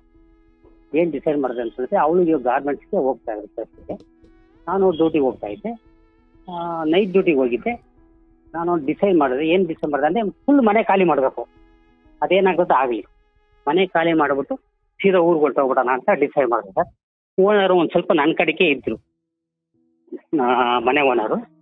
ಹಂಗಾಗಿ ಅವ್ರು ಓನರಿಗೆ ಫೋನ್ ಮಾಡಿ, ಅವ್ಳು ಡ್ಯೂಟಿಗೆ ಹೋದ ತಕ್ಷಣ ನನಗೆ ಫೋನ್ ಮಾಡಿ ಅಂತ ಹೇಳಿದ್ದೆ. ಆಯಿತು ಅಂತ ಹೇಳಿದ್ರು. ಅವ್ರು ಡ್ಯೂಟಿಗೆ ಹೋದ ತಕ್ಷಣ ಸಂಕ್ರಾಂತಿ ಹಬ್ಬ 2013ನೇ ಇಸ್ವಿ ಸಂಕ್ರಾಂತಿ ಹಬ್ಬ ಬೆಳಿಗ್ಗೆ ಪೂಜೆ ಮಾಡಿಬಿಟ್ಟು ಅವ್ಳು ಡ್ಯೂಟಿಗೆ ಹೋಗಿ 9 ಗಂಟೆಗೆ ಗಾರ್ಮೆಂಟ್ಸ್ಗೆ. ನಾನು ನೈಟ್ ಡ್ಯೂಟಿ ಮುಗಿಸ್ಕೊಂಡು ಮನೆಗೆ ಎಂಟ್ರಿ ಆಗ್ಬೇಕು. ಯಾರನ್ನ ಈ ಹುಡುಗರನ್ನ ಅರೇಂಜ್ ಮಾಡಿದ್ದೆ, ಟೆಂಪೋ ಎಲ್ಲ ಅರೇಂಜ್ ಮಾಡಿದ್ದೆ ಸರ್. ಎಲ್ಲ ಅರೇಂಜ್ ಮಾಡ್ಬಿಟ್ಟು ಟೆಂಪೋ ಎಲ್ಲ ಅರೇಂಜ್ ಮಾಡ್ಬಿಟ್ಟು ಅವಳೇನು ಕೇಳೋದು ಅದಕ್ಕೂ ಮುಂಚೆ ಕೇಳಿದೆ ಸರ್. ಕೇಳಿದರೆ ಅವಳು ಒಪ್ಕೊಳ್ಳೇ ಇಲ್ಲ. ಅಂದ್ರೆ ಸರ್ ಹೊಡೆದೇ ಬಿಟ್ಟೆ ಸರ್. ಹೊಡೆದು ಬಿಟ್ಟು ಕೇಳಿದೆ, ನೀನು ಮಾಡಿರೋ ಕೆಲಸ ಸರಿ ಇಲ್ಲ, ನೀನು ತಪ್ಪು ಮಾಡ್ತಾ ಇದೆಯಾ ಅಂತ. ಇದಕ್ಕೆ ಏನು ಇವಾಗ ಏನು ಮಾಡಂಗಿದ್ಯಾ ಅಂತ ಈ ಥರ ಎಲ್ಲ ಮಾತು ಬಂತು ಸರ್. ಒಂದು ಸತಿ ಒದ್ಬಿಟ್ಟೆ, ಕಾಲಲ್ಲಿ ಒದ್ದೆಟ್ಕಿದೆ, ಹೋಗಿ ಗೋಡೆಗೆ ಹೋಗಿ ತಲೆ ಕುಟ್ಕೊಬಿಟ್ಲು ಸರ್. ಅವ್ರ ಕೈಯಲ್ಲಿ ಇದು ಸಿಜರ್ ಇತ್ತು ಸರ್. ಸಿಜರ್ ತಗೊಂಡು ನನಗೆ ಎಸ್ಬಿಟ್ಲು ಸರ್. ಅದು ತೊಡೆ ಬಂದು ಚುಚ್ಕೊಬಿಡ್ತು ಸರ್. ಸಿಕ್ಕಿಕೊಂಡ ತಕ್ಷಣ ಬ್ಲಡ್ ಬಂದ್ಬಿಡ್ತು ನನಗೆ. ಅವಾಗ ನನ್ನ ಮಗ ಬಂದ್ಬಿಟ್ಟು ಕಂಟು ಬಿಗ್ತಾ ಇದ್ದಾನೆ ಸರ್. ಬ್ಲಡ್ ಬಂತಲ್ಲ ನನ್ನ ಮಗ ಅದಕ್ಕೆ ಕಂಟು ಬಿಗ್ತಾ ಇದ್ದಾನೆ. ಅವಳಿಗೆ ತಲೆಗೆ ಫುಲ್ ಏಟಾಗಿದೆ. ಹಂಗ್ ಓದ್ಬಿಟ್ಟೆ. ಹಂಗೇಳಿರೋನು ಒಪ್ಕೊಂತಲ್ಲ, ನನಗೆ ರೋಪ್ ಆಗ್ತಾ ಇದ್ದಾಳೆ. ಅಷ್ಟಾದ್ರೂ ಒಪ್ಕೊಳ್ಳಿಲ್ವಲ್ಲ ಅಂತೇಳಿ ಒಪ್ಕೊಂಡು ತಪ್ಪಾಯ್ತು ಅಂತ ಕೇಳಿದ್ರೆ ನಾನು ಏನೂ ಮಾಡ್ತಿದ್ದೆ ಸರ್. ನನ್ನ ಸಂಸಾರ ಚೆನ್ನಾಗಿರೋದು ಇವತ್ತು ಚೆನ್ನಾಗಿರ್ತಿದ್ವಿ. ಅದು ಒಪ್ಕೊಂತಿಲ್ಲ. ಒಂದು ಹಠ ಸರ್. ಹಠ ಅಂದ್ರೆ ನಾನೇ ನಡಿಬೇಕು. ಅವಳಿಗೂ ಸಂಬಳ ಬರೋದು 7,000 ಸಂಬಳ ಬರೋದು. ಒಂದ್ ರೂಪಾಯಿ ಕೊಡ್ತಿರ್ಲಿಲ್ಲ ಸರ್ ಮನೆಗೆ. ನಾನ್ ದುಡ್ಡು ನಾನೇ ಕೊಡ್ಬೇಕು. ನಿನ್ ಮನೆಗೆ ಅದಿಲ್ಲ ಇದಿಲ್ಲ ತಂದಾಕು, ನಿನ್ ಕರ್ತವ್ಯ. ನೀನ್ ಕಟ್ಕೊಂಡಿಲ್ವಾ? ನಿನ್ ಕರ್ತವ್ಯ ನೀನ್ ತಂದಾಕಪ್ಪ. ನಾನ್ ಕೊಡಗಿಡದ ನನ್ನೊಂದು ರೂಪಾಯಿ ಕೇಳಬೇಡ. ಎಲ್ಲ ಪ್ರತಿಯೊಂದು ನಾನೇ ಮೇಂಟೈನ್ ಮಾಡ್ತಿದ್ದೆ ಸರ್. ಪ್ರತಿಯೊಂದು ನಾನೇ ಮೇಂಟೈನ್ ಮಾಡ್ತಿದ್ದೆ. ಈ ತರ ಆಯ್ತು. ಕೇಳಿದ್ರು ಒಪ್ಕೊಳ್ಳಿಲ್ಲ. ಅದಕ್ಕೆ ನಾನು 1-2-3 ಜನ ಕರ್ಕೊಂಡು ಬಂದೆ. ಟೆಂಪೋ ಅರೇಂಜ್ ಮಾಡಿದೆ. ಅವ್ಳು ಡ್ಯೂಟಿಗೆ ಹೋದ ತಕ್ಷಣ ಡ್ಯೂಟಿಗೆ ಸರ್ ಒಂದು ಅರ್ಧ ಕಿಲೋಮೀಟರ್ ಆಗಿರಲಿಲ್ಲ. ಅವಳಿಗೂ ನಮ್ಮ ಮನೆಗೂ ಗಾರ್ಮೆಂಟ್ಸ್ಗೂ. ಅವಳು ಡ್ಯೂಟಿಗೆ ಹೋಗಿರೋದು ಕನ್ಫರ್ಮ್ ಮಾಡ್ಕೊಂಡೆ. ಅವಳ ಹತ್ರ ಒಂದು ಡೋರ್ ಲಾಕ್ ಬೀಗ ಇತ್ತು, ನನ್ನ ಹತ್ರ ಒಂದು ಡೋರ್ ಲಾಕ್ ಬೀಗ ಇತ್ತು. ಮೇಲ್ಗಡೆ ಬೀಗ ಹಾಕಿರಲಿಲ್ಲ. ಡೋರ್ ಲಾಕ್ ಬೀಗ ಹಾಕೊಂಡು ಡ್ಯೂಟಿಗೆ ಹೋಗಿದ್ದು. ನಾನು ಬಂದೆ. 2-3 ಜನ ಕರ್ಕೊಂಡ್ ಬಂದೆ. ಟೆಂಪೋ ಮುಂಚೆ ಅರೇಂಜ್ ಮಾಡಿದ್ದೆ ಸರ್. ಪಟ್ಟ 2 ಅವರ್ಗೆ ಸಾಮಾನೆಲ್ಲ ಖಾಲಿ ಮಾಡಿ ಎಲ್ಲ ತುಂಬಿಸ್ಬಿಟ್ಟೆ. ಎಲ್ಲ ಸಾಮಾನೆಲ್ಲ ತುಂಬಿಸ್ಬಿಟ್ಟೆ ಸರ್. ತುಂಬಿಸ್ಬಿಟ್ಟೆ. ಇದನ್ನು 9-11 ಗಂಟೆಗೆ ಎಲ್ಲ ಸಾಮಾನು ಒಂದು ಟೆಂಪೋ ಫುಲ್ ಆಯ್ತು ಸರ್. ಆ ಟೆಂಪೋ ಎಲ್ಲ ಫ್ರಿಡ್ಜು, ವಾಷಿಂಗ್ ಮಿಷಿನು, ದಿವಾನ್ ಕಾಟ, ಮಂಚ, ಬೀರು ಎಲ್ಲ ಸಹ ಅವಳು ಒಂದೇ ಒಂದು ಬಟ್ಟೆನೂ ಬಿಡಲಿಲ್ಲ. ಅವಳು ಬಟ್ಟೆ ಒಂದು ಏನೂ ಬಿಡ್ಲಿಲ್ಲ ಸರ್ ಮನೇಲೆ. ಅಡಿ ಕುಡಿ ಒಂದು ಫ್ಯಾನ್ ಬಿಚ್ಚಕ್ಕಾಗಲಿಲ್ಲ. ಫ್ಯಾನ್ ಬಿಟ್ಬಿಟ್ಟೆ. ಮತ್ತು ದೇವ್ರದೊಂದು ಬಾಕ್ಸ್ ಮಾಡಿದ್ದು 3,000 ಕೊಟ್ಟು ಅದು ವೆಲ್ಡ್ ಬಿಟ್ಟು ಎಲ್ಲ ತುಂಬಿಸ್ಬಿಟ್ಟೆ ಸರ್. ತುಂಬಿಸ್ಬಿಟ್ಟು ಮಗ ಅಲ್ಲೇ ಪ್ರೈವೇಟ್ ಸ್ಕೂಲ್ಗೆ ಹಾಕಿದ್ದೆ. ಫಸ್ಟ್ ಸ್ಟ್ಯಾಂಡರ್ಡ್ಗೆ 25,000 ಕಟ್ಟಿದ್ದೆ. ಸೆಕೆಂಡ್ ಸ್ಟ್ಯಾಂಡರ್ಡ್ಗೆ 25,000 ಕಟ್ಟಿದ್ದೆ. ಸೆಕೆಂಡ್ ಸ್ಟ್ಯಾಂಡರ್ಡ್ಗೆ ಹೋಗ್ತಾ ಇದ್ದೆ.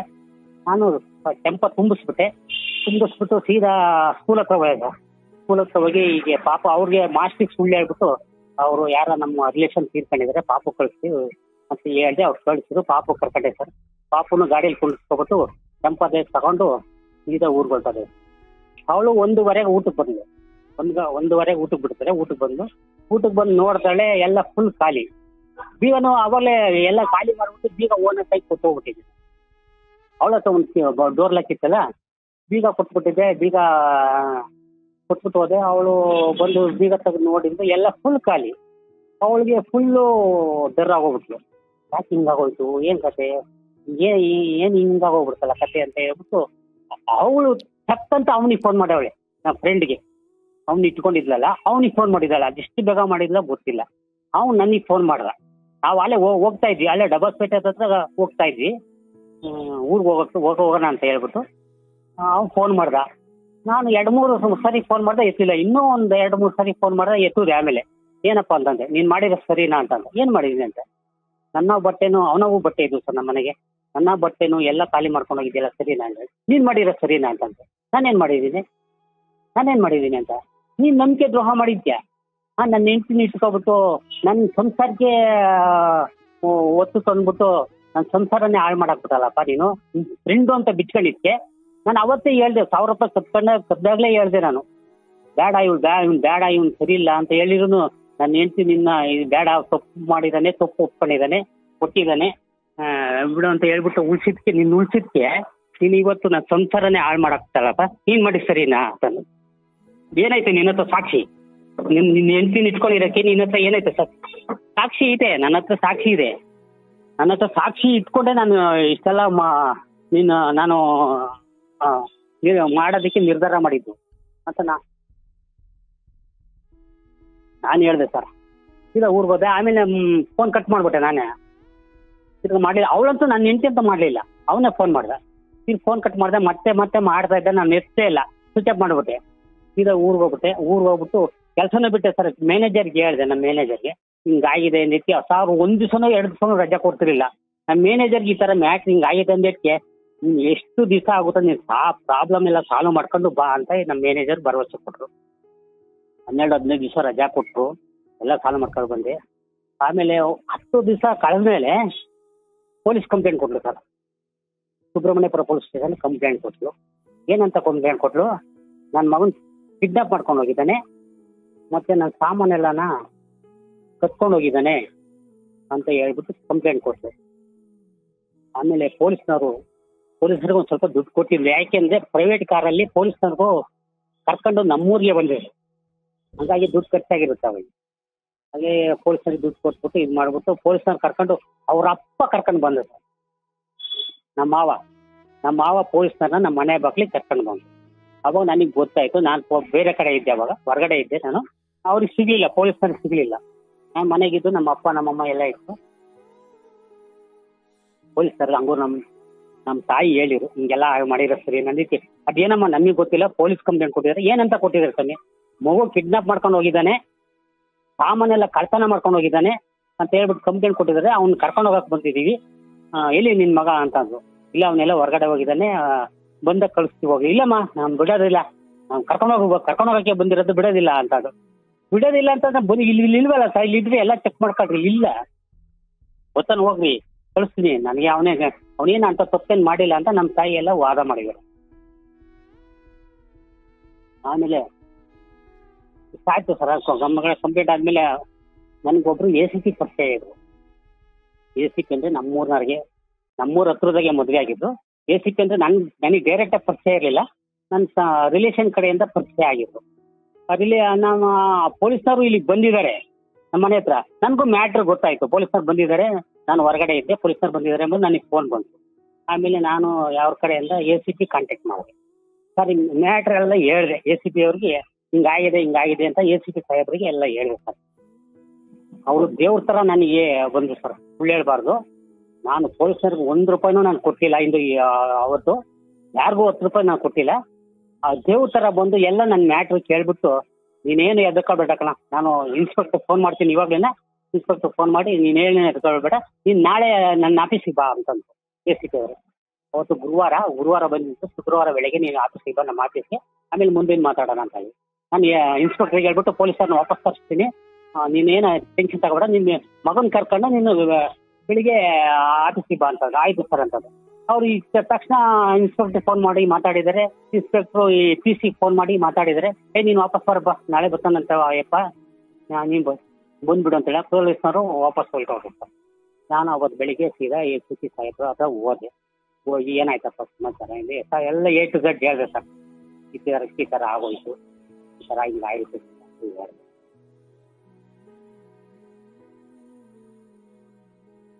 ಹೇಳಿದ್ಕೆ ಅವ್ರೇನು ಹೇಳಿದ್ರು ಅಂತಂದರೆ, ಆಯಿತು ಸ್ಟೇಷನ್ಗೆ ಹೋಗು, ಸ್ಟೇಷನ್ಗೆ ಹೋಗು, ನಾನು ಹೇಳಿದ್ದೀನಿ ಎಲ್ಲ ಮಾತಾಡಿದ್ದೀನಿ ಇನ್ಸ್ಪೆಕ್ಟರ್, ನೀವು ಸ್ಟೇಷನ್ಗೆ ಹೋಗು ಅಂತಂದ್ರೆ.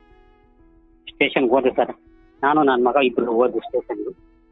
ಅವ್ರನ್ನೂ ಕರ್ಸಿದ್ರು, ನಮ್ಮನ್ನು ಕರ್ಸಿದ್ರು, ಅವನು ಕರ್ಸಿರು, ಫ್ರೆಂಡ್ ಅಂದಾಗ ಅವನು ಕರ್ಸಿರು. ಅವಾಗ ಎಲ್ಲ ಎನ್ಕ್ವೈರಿ ಏನು ಆಯಿತು, ಏನು ಈ ಥರ ಆಯಿತು, ಹೆಂಗೆ ಅಂತ ಎಲ್ಲ ಕೇಳಿದ್ರು. ನಾನು ಈ ಥರ ನಮ್ಮ ಮನೆಗೆ ಇದ್ದ ನಂಬಿಕೆ ದ್ರೋಹ ಮಾಡಿದ, ಈ ಥರ ಹಿಂಗಾಗೈತೆ, ನನಗೆ ಅನ್ಯಾಯ ಆಗೈತೆ, ಇವನು ನನ್ನ ಹೆಂಡ್ತಿನ ಇಟ್ಕೊಂಡು ಈ ಥರ ಎಲ್ಲ ಮಾಡ್ದ, ನಾನು ಮನೆ ಖಾಲಿ ಮಾಡಿ ಆಯ್ತು. ಇವಾಗ ಮುಂದೆ ಹೆಂಗೆ ಮಾಡ್ತೀಯಪ್ಪ ಅಂತ. ಹೆಂಗೂ ಇಲ್ಲ ಸರ್, ಅವತ್ತು ತಾಳಿ ಕಟ್ಟಿದ್ದೀನಿ, 10 ಜನರ ಮುಂದೆ ತಾಳಿ ಕಟ್ಟಿದ್ದೀನಿ. ನಾನು ಹೆಂಡ್ತಿ ಸಾಕಲ್ಲ ಅಂತ ಹೇಳಲ್ಲ, ಸಾಕ್ತೀನಿ. ನಾನು ನಿಂತು ಬರಬೇಕು, ನಾನು ಊರಲ್ಲಿ ಇರ್ತೀನಿ, ನಾನು ಬೆಂಗಳೂರೇ ಬೇಡ ನನಗೆ, ನಾನು ಊರಲ್ಲಿ ಇರ್ತೀನಿ. ನಮ್ಮದು ಒಂದು 3 ಎಕರೆ ಜಮೀನು ಐತೆ, ವ್ಯವಸಾಯ ಮಾಡ್ಕೊಂಡು ಊರಲ್ಲಿ ಇರ್ತೀನಿ. ಊರಿಗೆ ಬರಲಿ ಸರ್, ನಾನು ಸಾಕ್ತೀನಿ ಅಂತಂದೆ. ಏನಮ್ಮ ನಿನ್ನ ಗಂಡ ಕರೀತಾ ಇದ್ದಾನೆ, ಊರಿಗಂತ ಹೋಗ್ತೀಯ ಅಂತ ಕೇಳಿದ್ರು ಪೊಲೀಸರು. ಇಲ್ಲ ಸರ್, ನಾನು ಹೋಗೋದಿಲ್ಲ ಊರಿಗೆ, ನನ್ನ ಸಾಮಾನೆಲ್ಲ ಕೊಡಿಸಿ, ಸಾಮಾನೆಲ್ಲ ತರಿಸಿ, ಇದಕ್ಕೆ ಸಾಮಾನು ಏನು ತೊಗೊಂಡೋಗಿದ್ದಾನೆ ಅದೆಲ್ಲ ತರಬೇಕು, ಮಗನ್ನ ನನ್ನ ಹೆಂಡ ಕೊಡಬೇಕು, ಸಾಮಾನೆಲ್ಲ ನನಗೆ ತಗೊಬಂದು ನನಗೆ ವಾಪಸ್ ಕೊಡಬೇಕು ಅಂತಂದ್ರು ಪೊಲೀಸ್ನವರು. ಸಾಮಾನು ಯಾಕಮ್ಮ ಕೊಡ್ತಾನೆ, ಅವ್ನ ಸಾಮಾನು ತಾನೆ, ಅವ್ನು ಸಂಪಾದನೆ ಮಾಡಿರತ್ತಾನೆ, ಅವ್ನ ಸಾಮಾನು ಅವ್ನು ಎತ್ಕೊಂಡು ಹೋಗಿದ್ದಾನೆ, ಅವನೇ ಕೊಡ್ತಾನೆ ಸಾಮಾನ. ಅವ್ನು ಕರೀತಾ ಇದ್ದಾನಲ್ಲ, ಸಾಕ್ತೀನಿ ಬರಲಿ, ನನ್ನ ಗಂಡ ಇರತ್ತಕ್ಕೆ ನೀನು ಹೋಗ್ಬೇಕಣಮ್ಮ. ಅವ್ನು ಹೇಳ್ತಾ ಇದ್ದಾನಲ್ಲ, ನಾನು ಸಾಕ್ತೀನಿ ಅಂತ ಹೇಳ್ತಾ ಇದ್ದಾನಲ್ಲ, ನಾನು ಇರತ್ತಕ್ಕೆ ಬರಲಿ, ನಾನು ಸಾಕ್ತೀನಿ, ಅದು ನಮ್ಮ ಮನೆಗೆ, ಊರಲ್ಲಿ ನಮ್ಮ ಮನೆ ಅವ್ರು ನಿಮ್ಮ ಮನೆಗೆ ಕರೀತಾ ಇದ್ದಾನಲ್ಲ, ಅಲ್ಲಿ ಹೋಗು ಊಟ ಹಾಕ್ತಾನೆ, ಅಲ್ಲಿ ಆರಾಮಾಗಿರೋ ಅಂತ. ಇಲ್ಲ ಸರ್, ನಾನು ಬೆಂಗಳೂರು ಬಿಟ್ಟು ನಾನು ಹೋಗೋದಿಲ್ಲ. ನಿನ್ನ ಇಷ್ಟ ನಮ್ಮ ಹೋಗು ಅಂತಂದ್ರೆ. ನಾನು ಸಾಮಾನೆಲ್ಲ ಕೊಡ್ಬೇಕು, ಸಾಮಾನು ಕೊಡ್ಬೇಡ ಕಣ, ಒಂದು ಸಾಮಾನು ಕೊಡ್ಬೇಡ ಕಣ ಅವಳಿಗೆ ಅಂತ ಪೊಲೀಸರು ಹೇಳಿದ್ರು ಸರ್. ಆಯ್ತು ಸರ್, ನನಗೆ ಕೊನೆಗೆ ಬಟ್ಟೆನಾದ್ರೂ ಕೊಡಿ ಅಂತ ಅಂದು.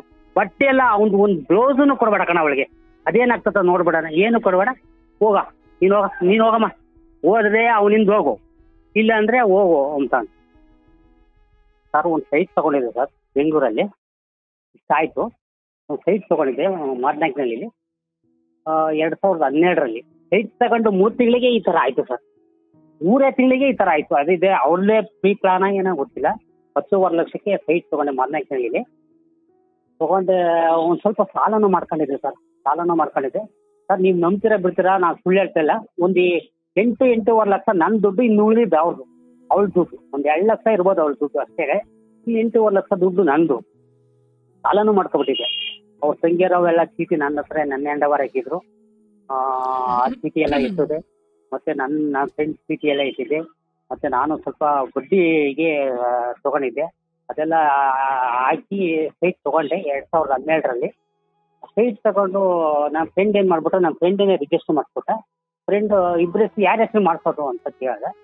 ನನ್ನ ಹೆಸರಿಗೆ ಮಾಡಪ್ಪ ಅಂತ ನಾನು ಹೋಗಿ ನಮ್ಮ ಮಿಸ್ಸಸ್ ಕೇಳಿದೆ, ಏನಮ್ಮ ನನ್ನ ಹೆಸರಿಗೆ ಮಾಡ್ಕೊಂಡೆ?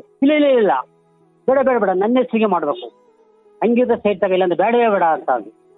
ನನಗೆ ಹಿಂಗೆಲ್ಲ ಆಗ್ತದೆ ಎಂಬುದು ನನಗೂ ಗೊತ್ತಿಲ್ಲ ಸರ್. ಎವ್ರಿಡೇ ಫ್ರೀ ಪ್ಲಾನ್ ಏನೋ ನನಗೂ ಗೊತ್ತಿಲ್ಲ. ಹಿಂಗಾಗುತ್ತೆ ಎಂಬುದು ನನ್ನ ಮನಸ್ಸಲ್ಲೂ ಅಂದ್ಕೊಂಡಿರಲಿಲ್ಲ ಸರ್.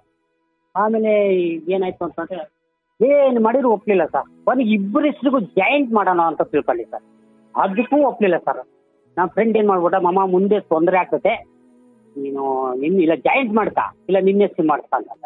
ಹೋಗ್ಲಿ ಬಿಡತ್ತ, ಅವಳ ಹೆಸರುನಾಗಿದ್ರೇನು ನನ್ನ ಹೆಸರುನಾಗಿದ್ರೇನು, ನನ್ನ ಮಗನಿಗೆ ಕಷ್ಟಪಡ್ತಕ್ಕಂತ ಇದು ಕಷ್ಟಪಟ್ಟಿರೋ ದುಡ್ಡು ನನ್ನ ಮಗನಿಗೆ ಸಿಕ್ಕಿ ಸಾಕೋಕೋಣ, ಅವಳ ಹೆಸರುನಾಗಿದ್ದೇನು ನನ್ನ ಹೆಸರುನಾಗಿದ್ದೇನು ಅಂತ ಹೇಳ್ಬಿಟ್ಟು ಅವಳ ಹೆಸರಿಗೆ ಮಾಡಿಸ್ತಾರೆ ಸರ್ ಸೈಟಾಗಿ. ಅವಳ ಹೆಸರು ಮಾಡಿಸಿದ್ಮೇಲೆ 3 ತಿಂಗಳಿಗೆ ಇಷ್ಟೆಲ್ಲ ರಾಮಾಯಣ ಆಯಿತು ಸರ್. ಎಲ್ಲ ಆಯಿತು. ಆಮೇಲೆ ಏನು ಮಾಡೋದು, ಒರಿಜಿನಲ್ ಪತ್ರ ಇವತ್ತು ನನ್ನ ಹತ್ರನೇ ಇದೆ. ಒರಿಜಿನಲ್ ಪತ್ರ ನನ್ನ ಹತ್ರ ಇದೆ. ಅವ್ರ ಸೈಟು ಅವಳ ಹೆಸರಿನಲ್ಲಿದೆ. ಇದು ಈ ಥರ ಆಗೋಯ್ತು. ಕೊನೆಗೆ ಪೊಲೀಸರದ್ದು ಕೇಸು ಈ ಥರ ಎಲ್ಲ ಆಗೋಯ್ತು. ಕೊನೆಗೆ ಇಲ್ಲಿಗಾಯಿತು. ನಾನು ಕೊನೆಯಲ್ಲೇ ನಿಮ್ಗೇನು ಕೇಳಿ ಇನ್ನೂ ಒಂದು ಹೇಳ್ಬೇಕು ಸರ್. ಇದು ಅವನು ಫ್ರೆಂಡು ಇನ್ನೊಂದು ನೋವಿನ ಸಂಗತಿ ಅಂದರೆ ಕಣ್ಣಾಗ ನೀರು ಬಂದಿದೆ ಸರ್, ರಕ್ತ ಬಂದಿದೆ. ಒಂದು ವಿಷಯ ಕೇಳಿ ಹೇಳ್ತೀನಿ. ಫ್ರೆಂಡು ಅನ್ನಲ್ಲ, ಮನೆಗಿದ್ನಲ್ಲ ಫ್ರೆಂಡು ಅನ್ನಲ್ಲ, ಅವನು ನನ್ನ ಹ್ಯಾಂಡ್ ಅವರು ನಮ್ಮ ಫ್ರೆಂಡ್ ಹತ್ರ ಚೀಟಿ ಹಾಕಿದ್ದ. 1.5 ಲಕ್ಷ ಚೀಟಿ ಹಾಕಿದ್ದ. 1.5 ಲಕ್ಷ ಚೀಟಿ ಹಾಕಿದ್ರೆ ಇವಳಿಗೆ 80,000 ಕೊಡ್ಬೇಕಾಯ್ತು. ಅವನು ನನ್ನ ಹೆಂಡತಿಗೆ 80,000 ರೂಪಾಯಿ ದುಡ್ಡು ಕೊಡ್ಬೇಕಾಯ್ತು. ಆ ಸೈಟ್ ತಗೊಂಬ ಟೈಮಲ್ಲಿ ಕೊಟ್ಟ. ಚೀಟಿ ಎತ್ತಿ ಕೊಟ್ಟು, ಮೊದಲನೇ ಚೀಟಿನೇ 1.5 ಲಕ್ಷ ಚೀಟಿನ 85,000 ಏನೋ ಸಿಕ್ತು. ಚೀಟಿ ಎತ್ತಿ ಕೊಟ್ಬಿಟ್ಟು ಅವ್ರು ಚೀಟಿ ಓನರ್ಗೆ ಇವನು ಯಾರು ಅಂಬದು ಗೊತ್ತಿಲ್ಲ ಸರ್. ನಾನು ಗೊತ್ತು, ನನ್ನ ಹ್ಯಾಂಡ್ ಅವರೇ. ಆ ಜಾಮೀನು ನಾನೇ ಹಾಕ್ತೀನಿ. ಚೆಕ್ಕು ಕೊಟ್ಟಿದ್ದೆ ಸರ್. ಆ ಚೆಕ್ ಕೊಟ್ಟಿದ್ದಾನೆ. ಆ ಬ್ಯಾಂಕ್ ಅಕೌಂಟೇ ಇಲ್ಲ. ಬ್ಯಾಂಕ್ ಅಕೌಂಟೇ ಯಾವಾಗಲೇ ಕ್ಯಾನ್ಸಲ್ ಮಾಡೋನೆ. ಆ ಡಮ್ಮಿ ಚೆಕ್ ಕೊಟ್ಟಿದ್ದಾನೆ, ಅದು ನನಗೆ ಗೊತ್ತಾಗಿಲ್ಲ. ಆ ಚೆಕ್ ಕೊಟ್ಟಿದ್ದಾನೆ. ಆಮೇಲೆ ನಾನು ಒಂದು ಮೊದಲನೇ ಚೀಟಿನ ಎತ್ತಿ, ಏಕೆಂದ್ರೆ ನಮಗೂ ದುಡ್ಡು ಬೇಕಿತ್ತಲ್ಲ ಸೈಟ್ಗೆ, ಅವ್ಳು ದುಡ್ಡು ಬೇಕಿತ್ತಲ್ಲ, ಹಂಗಾಗಿ ಹೇಳ್ಬಿಟ್ಟು ಮೊದಲನೇ ಚೀಟಿನ ಎತ್ತಿ ಕೊಟ್ಬಿಟ್ಟೆ ಸರ್. 4 ಚೀಟಿನ ಏನೋ ಕಟ್ಟಿದ್ದೆ ಸರ್. 5,000 ರೂಪಾಯಿ 4 ಚೀಟಿ ಕಟ್ಟಿದ್ದೆ. ಇನ್ನು 1,30,30,000 ಕಟ್ಟಬೇಕಾಯ್ತು ಸರ್. ಅದಾಗ 2 ಚೀಟಿಗೆ ಎಕ್ಸ್ಟ್ರಾ ಹೋಯ್ತು. ಇನ್ನು 1,20,000 ಕಟ್ಟಬೇಕಾಯ್ತು ಸರ್. ಇವನು ಕೇಳಿತ್ತು ಚೀಟಿ ಕಟ್ಟಪ್ಪ ಅಂತ ಕೇಳಿತ್ತು. ನಾನೇ ಹೇಳ್ತಿದ್ದೆ ಇನ್ನೊಂದು ಚೀಟಿ ನಾನು ಆಯ್ಕೆ ಇಲ್ಲ ಅಂತ. ಈಗ ಅವು ಚೀಟಿ ಓನರ್ ಕಟ್ಸಿರು, ಇಬ್ಬರನ್ನು ಕಟ್ಸಿರು, ನನ್ನೂ ಕಟ್ಸಿರು, ಅವನು ಕಟ್ಸಿರು. ಇವಾಗ ನೋಡಪ್ಪ, ಚೀಟಿ ಯಾರು ಕಟ್ತೀರಾ ನೀವೇ ಒಪ್ಕೊಬಿಡಿ. ಯಾಕೆಂದ್ರೆ ನಾನು ಚೀಟಿ ಕಟ್ಟಿಲ್ಲ ಅಂದ್ರೆ ನಾನಂತೂ ಬಿಡೋದಿಲ್ಲ ಅಂತ. ಅವ್ರು ಚೀಟಿ ಓನರ್ ನನ್ನ ಹಿಡ್ಕೊಬಿಡು ಸರ್. ನೋಡಪ್ಪ, ಅವ್ನು ಯಾರ ಚೀಟಿ ಇಟ್ಕೊಂಡಿರೋನು ಯಾರೋ ನನಗೆ ಗೊತ್ತಿಲ್ಲ. ಚೀಟಿ ಕೊಡ್ಸಿರೋದು ನೀನೇ. ಚೀಟಿ ಅವ್ನು ಕರ್ಕೊಬಂದು ಚೀಟಿ ಹಾಕ್ಸಿರೋದು ನೀನೇ, ಚೀಟಿ ಕೊಡ್ಸಿರೋದು ನೀನೇ, ಜಾಮೀನು ಹಾಕಿರೋದು ನೀನೇ ಕಟ್ಟಬೇಕು ಅಂತ ನನ್ನ ಹಿಡ್ಕೊಬಿಡ್ರು ಸರ್. ಅವಾಗ ನಾನು ಅವ್ರಿಗೆ ನೋಡಪ್ಪ, ನೀವು ಕೈ ಮುಗಿತೀನಿ, ನನಗೆ ಕಷ್ಟ ಆಗಿದೆ ಸರ್. 10 ರೂಪಾಯಿನೂ ನನಗೆ ಕಷ್ಟ ಆಗೋಗ್ಬಿಡ್ತು ಸರ್. ಅವಾಗ ಅಷ್ಟು ನೋವಾಗೋಗ್ಬಿಡ್ತು. 1,20,000 ಎಲ್ಲಪ್ಪ ಕಟ್ಟೋದು ಅಂತ ಅದೊಂದು ಭಯ ನನಗೆ. 5,000 ಸಾವಿರ ಸಂಬಳ ಎಲ್ಲ ಮೇಂಟೈನ್ ಮಾಡೋಕೆ, ಅಲ್ಲಿ ಅಪ್ಪ ಅಮ್ಮ ನೋಡ್ಕೋಬೇಕು, ಅಲ್ಲಿ ಮಗುನ್ ನೋಡ್ಕೋಬೇಕು, ಇಲ್ಲಿ ನನ್ನ ಖರ್ಚುಗಳು, ನಾನೇ ಅಡುಗೆ ಮಾಡ್ಕೊಂಡು ಊಟ ಮಾಡಬೇಕು. ಇಷ್ಟೆಲ್ಲ ಸಖತ್ತು ನನಗೆ ನೋವಾಗೋಗ್ಬಿಡ್ತು. ಅಷ್ಟೊಳಗೂ ಚೀಟಿ ನಾನು ನಿನ್ನ ಹತ್ರ ಹಾಕಿಲ್ಲ ಅಂತ ಫೈನಲ್ ಆಗಿ ಹೇಳ್ಬಿಟ್ಟ ಸರ್, ಚೀಟಿ ಓನರ್ ಹತ್ರ ಹೇಳೇಬಿಟ್ಟ. ಅವಾಗ ನೋಡಪ್ಪ ಏನು ಮಾಡ್ತೀಯಪ್ಪ, ಅವ್ನು ಚೀಟಿ ಹಾಕಿಲ್ಲ ಅಂತ ಅವ್ನು ಹೇಳ್ತಾ ಇದ್ದಾನೆ, ನೀನೇ ಕಟ್ಟಬೇಕು, ನನಗೆ ಗೊತ್ತಿಲ್ಲ ಅಂತ ಚೀಟಿ ಓನರ್ ನನ್ನ ಹಿಡ್ಕೊಬಿಟ್ರು. ನೋಡಿ ಮೇಡಮ್, ನಾನು ಕಟ್ತೀನಿ ಚೀಟಿನ. ನನ್ನಿಂದಲೇ ಅವ್ನು ಚೀಟಿ ಕೊಟ್ಟಿರೋದು, ನನ್ನ ನೋಡ್ಕೊಂಡೆ ಚೀಟಿ ಹಾಕಿರೋದು, ನಾನೇ ಜಾಮೀನು ಹಾಕಿರೋದು, ಕಟ್ತೀನಿ ಅಂತ. ಅಲ್ಲೇ ಸ್ಪಾಟಲ್ಲೇ ನನ್ನ ಹೆಂಡತಿಗೆ ಫೋನ್ ಮಾಡಿದೆ ಸರ್. ನೋಡಮ್ಮ, ಈ ಥರ ಇವನು ಹೇಳ್ತಾ ಇದ್ದಾನೆ, ಚೀಟಿ ನಾನು ಹಾಕಿಲ್ಲ ಅಂತ ಹೇಳ್ತಾ ಇದ್ದಾನೆ, ನೀನಾದರೂ ಹೇಳ್ಬಿಡು, ಚೀಟಿ ಕಟ್ಟಕ್ಕೆ ಹೇಳು, ಇಲ್ಲಾಂದ್ರೆ ನನಗೆ 1,20,000 ರೂಪಾಯಿ ತಲೆ ಮೇಲೆ ಬರ್ತದೆ. ನಾನು ಹೆಂಗೆ ಕಟ್ಟಿ, ತಿನ್ನಲಿಲ್ಲ ಉಣ್ಲಿಲ್ಲ, ನಾನೇ ಕಟ್ಲಿ, ಚೀಟಿ ಎತ್ತಿ ಅವನಿಗೆ ಕೊಟ್ಟಿದ್ದೀನಿ, ಅವನು ನಿನಗೆ ಕೊಡ್ಬೇಕಾಗಿರೋ ದುಡ್ಡು ಕೊಟ್ಟಿದ್ದಾನೆ, ಅದಕ್ಕೂ ನನಗೂ ಸಂಬಂಧ ಇಲ್ಲ, ಚೀಟಿ ಕಟ್ಟಕ್ಕೆ ಹೇಳು ಅಂತ ಅಂದೆ. ಅಂತ ಹೇಳು ಅಂತ ನಾನು ಅಲ್ಲಿ ಚೀಟಿ ಓನರ್ ಹತ್ರನೇ ಫೋನ್ ಮಾಡಿದೆ ನನ್ನ ಹೆಂಡತಿಗೆ. ಅವಳು ಅಲ್ಲೇ ಬಿಟ್ಟೋಗಿದ್ಲಲ್ಲ, ಅವಳು ನಿನ್ನ ಹತ್ರ ಚೀಟಿನೇ ಹಾಕಿಲ್ಲ ಅನ್ಸ್ಬಿಟ್ಟು ಅವನು. ನನ್ನ ಹೆಂಡತಿನ ಅದೇ ಮಾತಂದ್ಬಿಟ್ಲು, ನಿನ್ನ ಹತ್ರ ಚೀಟಿನೇ ಹಾಕಿಲ್ಲ ಅವನು ಹೆಂಗ್ ಕಟ್ತಾನೆ ಅಂತಾನೆ. ಇವನು ಅದೇ ತರ ಅಂತಾನು ಹೇಳ್ತಾ ಇದ್ದಾನೆ ಸರ್. ಅದು ಸಖತ್ತು ನೋವಾಗ್ಬಿಡ್ತು ಸರ್ ಕಣ್ಣಾಗಂತೂ. ಅದು ನನ್ಗೆ ಹೇಳ್ತೀನಿ 10 ರೂಪಾಯಿನೂ ಕಷ್ಟ ಆಗಿದ್ದು ನನಗೆ ಅಷ್ಟು ನೋವಾಗೋಗ್ಬಿಡ್ತು ಸರ್. ಅದು ಹೆಂಗಪ್ಪ 1,20,000 ಹೆಂಗ್ ಕಟ್ಟೋದು ಅಂತ ಅಷ್ಟು ನೋವಾಗ್ಬಿಟ್ಟು ತುಂಬಾ ನೋವಾಗ್ಬಿಟ್ಟೆ ಸರ್. ಆಯ್ತು ಅಂತ ಒಪ್ಕೊಬಿಟ್ಟೆ ಸರ್ ನಾನು ಸಿಟಿ ಓನರ್ ಹತ್ರ. ನೋಡಮ್ಮ, ಆ ಭಗವಂತ ದೇವ್ರು ಆ ಮಂಜುನಾಥನೇ ನೋಡ್ಕೊಳ್ಳಿ, ನಾನು ಕಟ್ತೀನಿ ಚೀಟಿನ, ತಲೆ ಕೆಡ್ಸ್ಕೊಬೇಡ, ಸ್ವಲ್ಪನ ಕೊಡ್ತೀನಿ, ನಾನಂತೂ ಮೋಸ ಮಾಡಲ್ಲ ಅಂತ ಒಪ್ಕೊಂಡೆ ಸರ್. ಆಯ್ತು ಅಂತ ಚೀಟಿ ಕಟ್ಕೊಂಡು ಹೋದೆ. ಎಲ್ಲ ಸ್ವಲ್ಪ ಸಾಲಗಳು ಎಲ್ಲ ತೀರ್ಸ್ಕೊಂಡೆ, ಎಲ್ಲ ಚೀಟಿ ಎಲ್ಲ ಕಟ್ಕೊಂಡು ಹೋದೆ. ಮಗನ ಇಲ್ಲಿಂದ ಕರ್ಕೊಂಡೋಗ್ಬಿಟ್ಟು ಮಗನ್ನ ಗೌರ್ಮೆಂಟ್ ಸ್ಕೂಲ್ಗೆ ಹಾಕ್ತಾರೆ. ಇಲ್ಲಿ ಫಸ್ಟ್ ಸ್ಟ್ಯಾಂಡರ್ಡ್ಗೂ ಸೆಕೆಂಡ್ ಸ್ಟ್ಯಾಂಡರ್ಡ್ಗೂ 25,000 ಕೊಟ್ಟು ಪ್ರೈವೇಟ್ ಅಲ್ಲಿ ಹಾಕಿದೆ. ಅಲ್ಲಿ ಸೆಕೆಂಡ್ ಸ್ಟ್ಯಾಂಡರ್ಡ್ ಅದಕ್ಕೆ ಜನವರಿಗೆ ಸಂಕ್ರಾಂತಿ ಹಬ್ಬದ ಬೆಳಿಗ್ಗೆನೆ ಕರ್ಕೊಂಡು ಹೋದೆ. ಮತ್ತೆ ಸ್ಕೂಲಿಗೆ ಅಡ್ಮಿಷನ್ ಮಾಡ್ತಿಲ್ಲ. ಅಲ್ಲೂ ಕೇಳಿದಕ್ಕೆ ಇಲ್ಲ, ಇದು ಮಧ್ಯದಾಗ ಇದಾಗಿದೆ, ಮತ್ತೆ ಅಡ್ಮಿಷನ್ ಮಾಡ್ತಾರೆ, ನೆಕ್ಸ್ಟ್ ಇಯರ್ಗೆ ಸೆಕೆಂಡ್ ಸ್ಟ್ಯಾಂಡರ್ಡ್ಗೆ ಅಡ್ಮಿಷನ್ ಮಾಡ್ತಾರೆ ಅಂತ ಗೌರ್ಮೆಂಟ್ ಸ್ಕೂಲ್ಗೆ ಹಾಕ್ತೇವೆ ಸರ್. ಗೌರ್ಮೆಂಟ್ ಸ್ಕೂಲ್ಗೆ ಹಾಕ್ತೆ. ಇಲ್ಲಿ ಗೌರ್ಮೆಂಟ್ ಸ್ಕೂಲಲ್ಲಿ ಅಪ್ಪ ಅಮ್ಮ ನನ್ನ ಜೊತೆಲೇ ಇದ್ರು. ನಾವು 4 ಜನ ಅಣ್ಣ ತಮ್ಮಗಳು, 3 ಜನ ಅಣ್ಣಗಳು ಬೇರೆ ಇದ್ರು. ನಾನು ನನ್ನ ಮನೆಗೆ ಅಪ್ಪ ಅಮ್ಮ ಇದ್ರು, ಅವ್ರನ್ನ ಅಪ್ಪ ಅಮ್ಮ ನೋಡ್ಕೋಬೇಕಾಯ್ತು. ಇಲ್ಲಿ ಅಪ್ಪ ಅಮ್ಮ ನನ್ನ ಮಗನ್ನ ನೋಡಿರು. 5ನೇ ಕ್ಲಾಸಲ್ಲಿ ಮುರಾರ್ಜಿ ಎಕ್ಸಾಮ್ ಬರ್ದ. ಮುರಾರ್ಜಿ ಎಕ್ಸಾಮ್ ಪಾಸ್ ಆಯ್ತು. 6ನೇ ಕ್ಲಾಸಿಂದ 10ನೇ ಕ್ಲಾಸ್ವರೆಗೂ 1 ರೂಪಾಯಿ ಖರ್ಚು ಬರಲಿಲ್ಲ. ಅವನು ಚೆನ್ನಾಗಿ ಇದು ಮಾಡ್ಕೊಂಡು ಹೋದ. SSLC ಒಳ್ಳೆ ಪರ್ಸೆಂಟೇಜು, 91 ಮಾರ್ಕ್ಸ್ ಪಡೆದು 96 ತೆಗೆದ. ಮತ್ತೆ ಇವಾಗ ಪಿ ಯು ನಲ್ಲಿ ಇದಕ್ಕೆ ತುಮಕೂರಲ್ಲಿ ಅಡ್ಮಿಷನ್ ಮಾಡಿಸ್ದೆ, ವಿದ್ಯಾವಾಹಿನಿ ಕಾಲೇಜ್ಗೆ. ಅಲ್ಲಿ ಈಗ ಅಡ್ಮಿಷನ್ ಆದ್ಮೇಲೆ ಅಟೈದರ್ ವರ್ಷದಿಂದ ಫ್ರೀ ಸೀಟ್ ಅಲಾಟ್ ಆಗಿದೆ, ಒಂದು ಅಡ್ಮಿಷನ್ ಮಾಡಿಸಿ ಅಂತ ಅದು ಒಂದು ಗುಡ್ ನ್ಯೂಸ್ ಬಂತು. ಆಮೇಲೆ ಇಲ್ಲಿ ಅಲ್ಲೇ 38,000 ರೂಪಾಯಿ ಕಟ್ಟಿದ್ದೆ. ಹಂಗಾಗಿ ಅಲ್ಲಿ ಮತ್ತೆ ಅವ್ರು ವಾಪಸ್ ಕೊಡೋದಿಲ್ಲಪ್ಪ, ನೀವು ಬೇಕಾದ್ರೆ ಹೋಗ್ರಿ, ವಾಪಸ್ ಕೊಡೋದಿಲ್ಲ ಅಂದ್ರು. ತಿರ್ಗ ನನ್ನ ಮಗನ ಕೇಳಿಸಿ, ಇಲ್ಲ ಬಿಡಪ್ಪಿ ಇಲ್ಲೇ ಓದ್ತೀನಿ ಅಂತ ಹೇಳ್ಬಿಟ್ಟು ಅಲ್ಲೇ ತುಮಕೂರಲ್ಲೇ ಫಸ್ಟ್ PUC ಸೆಕೆಂಡ್ PUC ಓದ. ಇವಾಗ ಫಸ್ಟ್ ಇಯರ್ ಡಿಗ್ರಿ PUC ನಲ್ಲಿ 89% ತಗೋನು. ಇವಾಗ ಇಷ್ಟೆಲ್ಲ ಆಗೈತೆ ಸರ್. ಇವತ್ತಿಂದ ಸರ್ 11 ವರ್ಷ ಆಯ್ತು. Hello sir.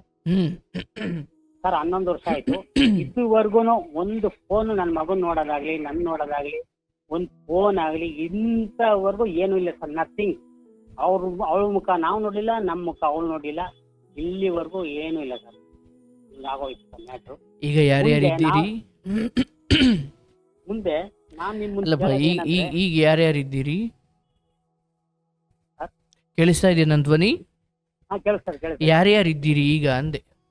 ಇವಾಗ ಇದು ಸರ್, ಇದು ಒಂದು ಭಾಗ. ಇನ್ನೊಂದು ಭಾಗ ಐತೆ, ಚಿಕ್ಕದಾಗಿ ಹೇಳ್ಬಿಡ್ತೀನಿ ಲೈಟಾಗಿ. 5 ನಿಮಿಷ ಸಮಯ ಇದೆ. ಆಗಲ್ಲ ಸರ್, ಇನ್ನೊಂದು ಭಾಗ ಇತ್ತು. ಇಲ್ಲಪ್ಪ, ಅದು ಬಿಡು. ಈಗ ನೆಕ್ಸ್ಟ್ ಟೈಮ್ ಫೋನ್ ಮಾಡ್ತಿದ್ದ ಕರೆ. ಪರವಾಗಿಲ್ಲ. ಇದನ್ನ ಈಗ ಆಗಿರೋದು ಮಾತು. ವಿಷಯ ಏನಂದ್ರೆ ಈಗ ಅದೇ ಮುಂದೆ ಬಂದ್ಬಿಟ್ಟಿದ್ದಾರೆ, ಬಟ್ ಹಳೇದು ಹೇಳ್ತಾ ಇದೀರ ಅಷ್ಟೇ, ಹೌದಲ್ಲ? ವಾಯ್ಸ್ ಬೇಕಾಗ್ತಾ ಇದೆ.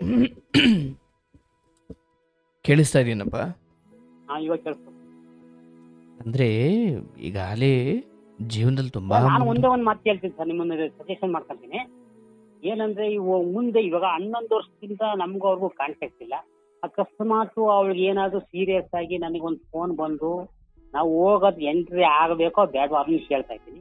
ಮತ್ತೆ ಅವಳು ನನ್ಕಿನ್ನ ಮುಂಚೆನೆ ಸತ್ತೋದ್ರೆ ಅವಳನ್ನ ತಗೊಂಡ್ ಮಾಡ್ಬೇಕಾ ನಾವ್ ಎಂಟ್ರಿ ಆಗ್ಬೇಕಾ ಬಿಡ್ಬೇಕಾ ಅದೊಂದು ನಿಮ್ಮನ್ನ ಕೇಳ್ತಾ ಇದ್ದೀನಿ. ಮುಂದೆ ಏನ್ ಮಾಡ್ಬಹುದು? ಯಾಕಂದ್ರೆ ಇಲ್ಲಿವರೆಗೂ 11 ವರ್ಷ ಆಯ್ತು, ಇಲ್ಲಿವರೆಗೂ ನಮ್ಗವ್ರಿಗೂ ಕಾಂಟ್ಯಾಕ್ಟ್ ಇಲ್ಲ. ಅದೊಂದು ಕೇಳ್ತಾ ಇದ್ದೀನಿ. ಅದು ಏನ್ ಸಜೆಷನ್ ಕೊಡ್ತೀರಾ, ಏನ್ ಸಲಹೆ ಕೊಡ್ತೀರಾ, ಅದೊಂದು ಕೇಳ್ತಾ ಇದ್ದೀನಿ. ಮಗನಿಗೆ ತಾಯಿಯ ಕುರಿತು ಒಲವಿದೆಯಾ? ಸ್ವಲ್ಪನೂ ಇಲ್ಲ ಸರ್. ತಾಯಿ ಹೆಸರು ಹೇಳಂಗಿಲ್ಲ ಸರ್. ಅದು 3 ಸರಿ, ಇನ್ನೊಂದು 3 ಸಲ ಕಾಂಪ್ರಮೈಸ್ಗೆ ಬೇರೆ ಕಡೆಯಿಂದ ಹೇಳ್ತಿದ್ದು. ನಾನು ಒಂದೇ ಮಾತು ಹೇಳಿದೆ, ದಯವಿಟ್ಟು ನನ್ನ ಹೆಸರು ಬೇಡ, ನನ್ನ ಮಗ ಅಲ್ಲೇ 18 ವರ್ಷ ಆಗಿದೆ, ದಯವಿಟ್ಟು ನನ್ನ ಮಗನ ಹೆಸರಿಗೆ ಮಾಡಂಗಿದ್ರೆ ಕಾಂಪ್ರಮೈಸ್ ಮಾತಾಡೋಣ ಅಂತ ಹೇಳಿದೆ. ಇಲ್ಲ ಅದು ಆಗೋದಿಲ್ವಂತೆ, ಅವಳೇ ಸುಮ್ಮನಾಗಿ ಇರ್ಬೇಕಂತೆ, ಕಾಂಪ್ರಮೈಸ್ ಆಗ್ಬೇಕಂತೆ. ಅದು ನಾನು ಒಪ್ಲಿಲ್ಲ. ಅಂದ್ರೆ ಈಗ ಅವ್ರ ತಂದೆ ಮನೇಲಿದ್ದಾರಾ? ಅವ್ರ ಸಪ್ರೇಟ್ ರೂಮ್ ಮಾಡ್ಕೊಂಡಿದ್ದಾಳಂತೆ. ಅದು ನನಗೂ ಗೊತ್ತಿಲ್ಲ. ನಮ್ಗ ಯಾರೋ ಹೇಳ್ತಾರೆ ಸರ್, ಅದು ಸೈಟ್ ಏನೋ ಅರ್ಧ ಸೈಟು ಅವ್ರ ಅಪ್ಪ ಕೊಡ್ತಲ್ಲಂತೆ, ಇನ್ನು ಅರ್ಧ ಸೈಟ್ ಅವಳು ಉಳಿಸ್ಕೊಳ್ಳಂತೆ. ಅದು ಯಾರೋ ಬಂದು ಹೇಳಿದ್ರು. ಆ ಸೈಟಿನ ಸುದ್ದಿನೇ ಇಲ್ಲ ಸರ್ ನಮ್ಗೆ ಆ ಸೈಟ್ ಋಣ ಇದೆ. ಧರ್ಮಸ್ಥಳದ ಮಂಜುನಾಥನೇ ನೋಡ್ಕೊಳ್ಳಿ, ನಾನು ಬಂಡವಾಳ ಹಾಕಿದ್ರೆ ನನ್ಗೆ ಸಿಗೋದ್ ಬೇಡ, ನನ್ನ ಮಗನಿಗೆ ಸಿಗಲಿ, ಇಲ್ಲಾಂದ್ರೆ ನನ್ಗೂ ಸಿಗೋದ್ ಬೇಡ, ನನ್ನ ದೇವ್ರನ್ನ ಕೇಳೋದು ಅಷ್ಟೇನೆ. ಬಹಳ ನೊಂದ್ಬಿಟ್ಟಿದ್ದೀನಿ ಸರ್, ಬಹಳ ನೊಂದಿದ್ದೀನಿ. ಅಂತಂದ್ರೆ ಅವತ್ತು ಇಷ್ಟೆಲ್ಲ ಘಟನೆ ಆದ್ಮೇಲೆ ನಮ್ಮ ಮ್ಯಾನೇಜರ್ಗೆಲ್ಲ ಹೇಳಿಕ್ಕೆ ಇರಕ್ ಜಾಗ ಕೊಟ್ಟು ಸರ್, ಇರಕ್ ಜಾಗ ಕೊಟ್ಟು 10-11 ವರ್ಷದಿಂದ ಇರಕ್ ಜಾಗ ಕೊಟ್ಟಿದ್ದಾರೆ. ಇವತ್ತು ಒಂದ್ 20,000 ಸಂಬಳ ಕೊಡ್ತಾರೆ. ಎಲ್ಲಾ ಸಾಲ ಎಲ್ಲ ತೀರ್ಸ್ಕೊಂಡು ಮಗನ್ನು ಓದಿಸ್ಕೊಂಡು, ಅಪ್ಪ ರೀಸೆಂಟ್ ಆಗಿ ತೀರ್ಕೊಂಡ್ರು, 1 ವರ್ಷ ಆಯ್ತು. ಅಮ್ಮನ್ ಬಂದು ಇಲ್ಲೇ ಇಟ್ಕೊಂಡಿದೀನಿ, ಅಮ್ಮನ್ ನೋಡ್ಕೊಂತ ಇದ್ದೀನಿ. ಅಮ್ಮಂಗೆ 3 ಟೈಮು ಬಿಸಿ ರಾಗಿ ಮುದ್ದೆ ಕೇಳ್ತಾರೆ, ರಾಗಿ ಮುದ್ದೆ ಸ್ವಲ್ಪ ಅನ್ನ, ನೀರು, ಮತ್ತೆ ಸ್ನಾನಕ್ಕೆ ನೀರು ಕೊಡ್ತೀನಿ, ಬಟ್ಟೆ ಒಕ್ಕೊಡ್ತೀನಿ. ಅಮ್ಮನ್ನ ಚೆನ್ನಾಗಿ ನೋಡ್ಕೊಂತ ಇದ್ದೀನಿ. ಇಲ್ಲೇ ಇದ್ದಾರೆ ಅವ್ರು 3 ಜನನು. ನಮ್ಮ ಆಗ್ತಾ ಇಲ್ಲ, ನಮ್ಮ ಅಮ್ಮನ್ ಕೇರ್ ಮಾಡಿರೋ, ಹೀಗಾಗಿ ನಾನೇ ಬಂದು ಮುಂದೆ ನೋಡ್ಕೊಂತ ಇದ್ದೀನಿ. ಆಯಿತು, ನಿಮ್ಗೆ ಆ ವಿಚಾರದಲ್ಲಿ ಅವಶ್ಯವಾಗಿ ಮೋಸ ಆಗಿದೆ, ನನಗೆ ಅರ್ಥವಾಗುತ್ತೆ. ಬಟ್ ಈಗ ಹಳೆಯದನ್ನು ಏನು ಹೇಳಿದ್ರಿ, ಒಂದು ನನ್ನ ಗಮನಕ್ಕೆ ತಂದ್ರಿ ಅಥವಾ ಭಗವಂತನ ಇಚ್ಛೆಯಿಂದ ಇವತ್ತು ನೀವು ಆ ನೋವನ್ನು ಹೊರಗಡೆ ಹಾಕಿದ್ರಿ. ಮತ್ತು ಕೇಳತಕ್ಕಂಥವ್ರಿಗೆ ಯಾರಾದರೂ ನಿಮ್ಮ ಸ್ನೇಹ ಅಥವಾ ಒಂದು ದಾಂಪತ್ಯ ಅಂದಾಗ 3ನೇವರ ಪ್ರವೇಶವನ್ನು ನೀವು ಅವಕಾಶ ಮಾಡಿಕೊಡೋಕ್ಕಿಂತ ಮುಂಚೆ ಎಚ್ಚರವಾಗಿರಿ, ಅಥವಾ ಅದರದ್ದೇ ಆದ ಒಂದಷ್ಟು ಕ್ರಮಗಳಿರ್ತವೆ, ಅದನ್ನು ಮುಂಜಾಗ್ರತೆ ತಗೊಂಡು ನೀವು ಯಾರಿಗಾದ್ರೂ ಮನೆಯಲ್ಲಿ ಆಶ್ರಯ ಕೊಡೋದಾದರೆ ಕೊಡಿ. ಏನೋ ನಿಮ್ಮ ಕಥೆಯಿಂದ ಒಬ್ಬೊಬ್ಬರಿಗೆ ಒಂದೊಂದು ಅರ್ಥವಾಗಿರುತ್ತೆ. ಆದರೆ ಇಲ್ಲಿ ಪ್ರಶ್ನೆ ಇರೋದು, ನಾಳೆ ದಿನ ಆಕೆಗೇನೋ ಆಯಿತು, ಆಕೆಗೇನೋ ಬದುಕು ರೋಗ ರುಜಿನ ಅಂಡ್ಕೊಂಡು ಎಲ್ಲೋ ಮಲ್ಕೊಂಡ್ಲು, ನಾಳೆ ನಾನು ನೋಡ್ಬೇಕಾ ಅಥವಾ ನಾಳೆ ಏನಾದರೂ ಆದರೆ ನಾನು ಹೋಗಬೇಕಾ ಅಂತ. ನೋಡಿ, ಇಲ್ಲಿ ಧರ್ಮ ಸೂಕ್ಷ್ಮ ಹೊಂದಿದೆ. ಎಲ್ಲಿಯವರೆಗೂ ನಿಮ್ಮ ಮಗ ಅಂದರೆ ಸ್ವಯಂ ಒಬ್ಬ ಮಗನಾಗಿ ತಾಯಿಯ ಕುರಿತು ಅಂಥದ್ದೇನಾದರೂ ಭಾವನೆ ಬಂದು ಕರ್ಕೊಂಡ, ಅದನ್ನು ನಾನು ಹೇಳಲಿಕ್ಕಲ್ಲ. ಅದು ಮಗನ ಓಕೆ, ತಾಯಿಯನ್ನು ಕಡು ಪಾಪಿಯಾದರೂ ನಾನು ಕ್ಷಮಿಸಿ ಕರ್ಕೊಳ್ತೀನಿ ಅನ್ನೋದು ಆ ಮಗನಿಗೆ ಬಿಟ್ಟಿದ್ದು. ಆದರೆ ಇಲ್ಲಿ ಯಾವಾಗ ಒಬ್ಬ ಪರಪುರುಷನ ಆಸೆಗೋಸ್ಕರ ಅಥವಾ ಒಂದು ತನ್ನ ಗಂಡ ಕಷ್ಟಪಟ್ಟು ಒಂದು ಸೈಟ್ ತಗೊಂಡಾಗ, ಅದು ನಾಳೆ ನಮ್ಮ ಮಕ್ಕಳಿಗಾಗಲಿ ಅನ್ನೋ ಇಚ್ಛೆಯಿಂದಲೇ ಇವತ್ತು ಗಂಡ ಹೆಂಡತಿ ಏನು ಹೊಟ್ಟೆ ಬಟ್ಟೆ ಕಟ್ಟಿ 1 ರೂಪಾಯಿನೂ ಕೂಡಿಟ್ಟು ಆಸ್ತಿ ಅಥವಾ ಏನೋ ಒಂದು ಮಕ್ಕಳಿಗೋಸ್ಕರ ಅಂತ ಮಾಡ್ತಾರೆ. ಆದರೆ ಈ ಕ್ಷಣಕ್ಕೂ ಕೂಡ ಇಷ್ಟೆಲ್ಲ ಬುದ್ಧಿ ಕಲಿತು, ಇಷ್ಟೆಲ್ಲ ಎಡವಟ್ಟು ಮಾಡಿಕೊಂಡು, ಇಷ್ಟೆಲ್ಲ ರಂಪಾಟ ಆದಮೇಲೂ ಇಲ್ಲ ಮಗನ ಕುರಿತು ಅಂದರೆ ಒಬ್ಬ ತಾಯಿ, ಹೆಂಡತಿಯಾಗಿ ಬೇಡ, ಒಬ್ಬ ತಾಯಿಯಾಗಿಯೂ ಆ ಕರುಳು ಮಿಡಿತಾ ಇಲ್ಲ ಅಂದಾಗ ನಿಮ್ಮ ಯಾವುದೇ ಕೇಳಿಸ್ಕೊಳ್ಳಿ, ನೀವು ಯಾವುದೇ ರೀತಿಯಲ್ಲೂ ನಾಳೆಯ ಆಕೆಯ ದುಃಖಕ್ಕಾಗೋದಿಕ್ಕೆ ಧರ್ಮ ಒಪ್ಪಲ್ಲ. ಅದಾಗಬಾರದು. ಒಂದು ವೇಳೆ ನೀವು ಈಗ ಆಕೆಯನ್ನು ಮೆರೆಯೋಗ್ಬಿಟ್ಟು ನಾಳೆ ಕಾಲದಲ್ಲಿ ನೀವು ಆಶ್ರಯ ಕೊಡ್ತೀರಾ ಅಂದರೆ ಮತ್ತೆ ಇವತ್ತಿನ ಆ ಮೆರೆಯುವಿಕೆಗೆ ಏನಾದರೂ ಶಿಕ್ಷೆ ಆಗಬೇಕಲ್ಲ. ಮತ್ತೆ ನೀವದು ಕಡ್ಡ ಬರಂಗಿಲ್ಲ, ಬರಬಾರ್ದು. ನಿನ್ನ ತಾಯಿ ಸೇವೆ ಮಾಡಿ ನಿನ್ನ ಬದುಕನ್ನು ಮಗನ ನೋಡಿಕೊಂಡು, ಮಗನ ಯಶಸ್ಸನ್ನು ನೋಡಿಕೊಂಡು, ಮಗನ ಜೀವನ ನೋಡಿಕೊಂಡು. ಬಟ್ ಇಲ್ಲಿ ಒಬ್ಬ ಹೆಂಡತಿಯಾಗಿ ಆಯ್ತಪ್ಪ ಏನೋ ಎಡವಟ್ಟಾಯಿತು ಅಂತ ಹೇಳ್ಬೋದು. ಬಟ್ ಒಬ್ಬ ತಾಯಿಯಾಗಿ ಇವತ್ತಿಗೂ ಮಗನ ನೋಡ್ಲಿಕ್ಕೆ ಬರಲ್ಲ, ಮಗನನ್ನು ಕಾಳಜಿ ಮಾಡಲ್ಲ. ಒಂದು ವೇಳೆ ನೀವು ಹೇಳಿದ ಸತ್ಯ ಆಗಿದ್ದು ಮಗನನ್ನು ಮೋಸಿಯೂ ನೋಡದ ಒಂದು ತಾಯಿ ಯಾವುದೇ ರೀತಿಯ ಕರುಣೆ, ಯಾವುದೇ ರೀತಿಯ ಅನುಕಂಪ ಅಥವಾ ನಾಳೆಯ ಯಾವುದೇ ಕಾಳಜಿಗೆ ಯೋಗ್ಯಳಲ್ಲ. ಅದು ಧರ್ಮವೂ ಅಲ್ಲ. ಆ್ಯಂಡ್ ನೀವೊಬ್ಬ ಗಂಡನಾಗಿ ಕಡೆಗಾಲದಲ್ಲಿ ತುಂಬ ಒಳ್ಳೆಯವರಾಗ್ಲಿಕ್ಕೆ ಹೋದರೆ ಮಗನಿಗೆ ಇದು ನನಗೆ ಇಲ್ಲ, ನನ್ನ ತಂದೆ ಯಾಕೆ ಹಿಂಗೆ ಆಡ್ತವನಿ ಅಂತ ಮಗ ನಿನ್ನ ವಿರುದ್ಧ ತಿರುಗಿ ಬಿದ್ರೆ ಏನು ಮಾಡ್ತೀಯಪ್ಪ? ನಿನ್ನ ಧ್ವನಿ ಕೇಳ್ತಾ ಇಲ್ಲ. ಅಲ್ಲಲ್ಲ, ನಿನ್ನ ಧ್ವನಿ ಕೇಳ್ತಾ ಇಲ್ಲಪ್ಪ. ನಿಮ್ಮ ಪ್ರಶ್ನೆ, ನಾಳೆ ದಿನ ಆಕೆ ಕೆಳಗಡೆ ಬಿದ್ದರೆ, ನಾಳೆ ದಿನ 11 ವರ್ಷದ ಹಿಂದೆ ಡೈವರ್ಸ್ ತಗೊಂಡಿಲ್ಲ ಅನ್ನೋದು ಒಂದು ಬಿಟ್ಟರೆ, ನಿನ್ನ ಕಷ್ಟಕ್ಕಿಲ್ಲ, ತಂದೆ ತಾಯಿ ಅತ್ತೆ ಮಾವನ ಸೇವೆ ಮಾಡಿಲ್ಲ, ಮಗನ ಎಜುಕೇಷನ್ ಅಥವಾ ಮಗನ ಕಷ್ಟ ದುಃಖಗಳಲ್ಲಿ ಭಾಗಿಯಾಗಿಲ್ಲ, ಗಂಡನ ಕಷ್ಟ ದುಃಖಗಳಲ್ಲಿ ಭಾಗಿಯಾಗಿಲ್ಲ, ಅಥವಾ ಒಂದು ಸೊಸೆ ಎಂದುಕೊಂಡಾಗ ಅದರದೇ ಆದ ಅದಕ್ಕೆ ಕಾರ್ಯೇಶು ದಾಸಿ ಕರ್ಣೇಶು ಮಂತ್ರಿ ಭೋಜ್ಯೇಶು ಮಾತ ಏನು ಕ್ಷಮೆಯ ಧರಿತ್ರಿ ರೂಪೇಚ ಲಕ್ಷ್ಮಿ ಶಯನೇಶು ರಂಭಾ. ಅಂದರೆ ಅವಳು ಸೊಸೆ ಅಂದರೆ ಹೆಂಗಿರಬೇಕು, ಅಥವಾ ಮನೆಯ ಕುಲವಧು ಅಂದರೆ ಹೆಂಗಿರಬೇಕು, ಅವಳು ದಾಸಿ ಥರ ಸೇವೆ ಮಾಡ್ತಾ ಇರಬೇಕು, ಮತ್ತು ಗಂಡನ ಮಕ್ಕಳನ್ನು ಚೆನ್ನಾಗಿ ಕಾಳಜಿ ಮಾಡಬೇಕು, ಮತ್ತು ಮನೆಯ ವ್ಯವಹಾರಗಳಲ್ಲಿ ಮಂತ್ರಿಯಂತೆ ಇರಬೇಕು, ಬಂದ ಅತಿಥಿಗಳನ್ನು ಅಥವಾ ಗಂಡ ಮಕ್ಕಳಿಗೆ ಅಡುಗೆ ಬಡಿಸೋದ್ರಲ್ಲಿ ಮಾತೆ ತಾಯಿಯಷ್ಟು ಕರುಣೆ ಇರಬೇಕು, ಗಂಡನಿಗೆ ರಂಬೆ ಊರ್ವಶಿ ಥರ ಎಲ್ಲ ಸುಖವನ್ನು ಕೊಡಬೇಕು, ಮತ್ತು ಗಂಡನಿಗೆ ಸಾಕ್ಷಾತ್ ಲಕ್ಷ್ಮಿಯಾಗಿರಬೇಕು. ಇದೆಲ್ಲ ಇದ್ರೇನೆ ಹೆಂಡತಿ ಅನ್ನೋದಕ್ಕೆ ಏನೇನು ಸೇವೆ ಅಥವಾ ನೀವು ನಾಳೆ ದಿನ ಏನು ಕಾಳಜಿ ತೋರಿಸ್ಬೋದು, ಈ ಗುಣಗಳಿದ್ರೆ ನೀವು ಮಾಡ್ಬೋದು.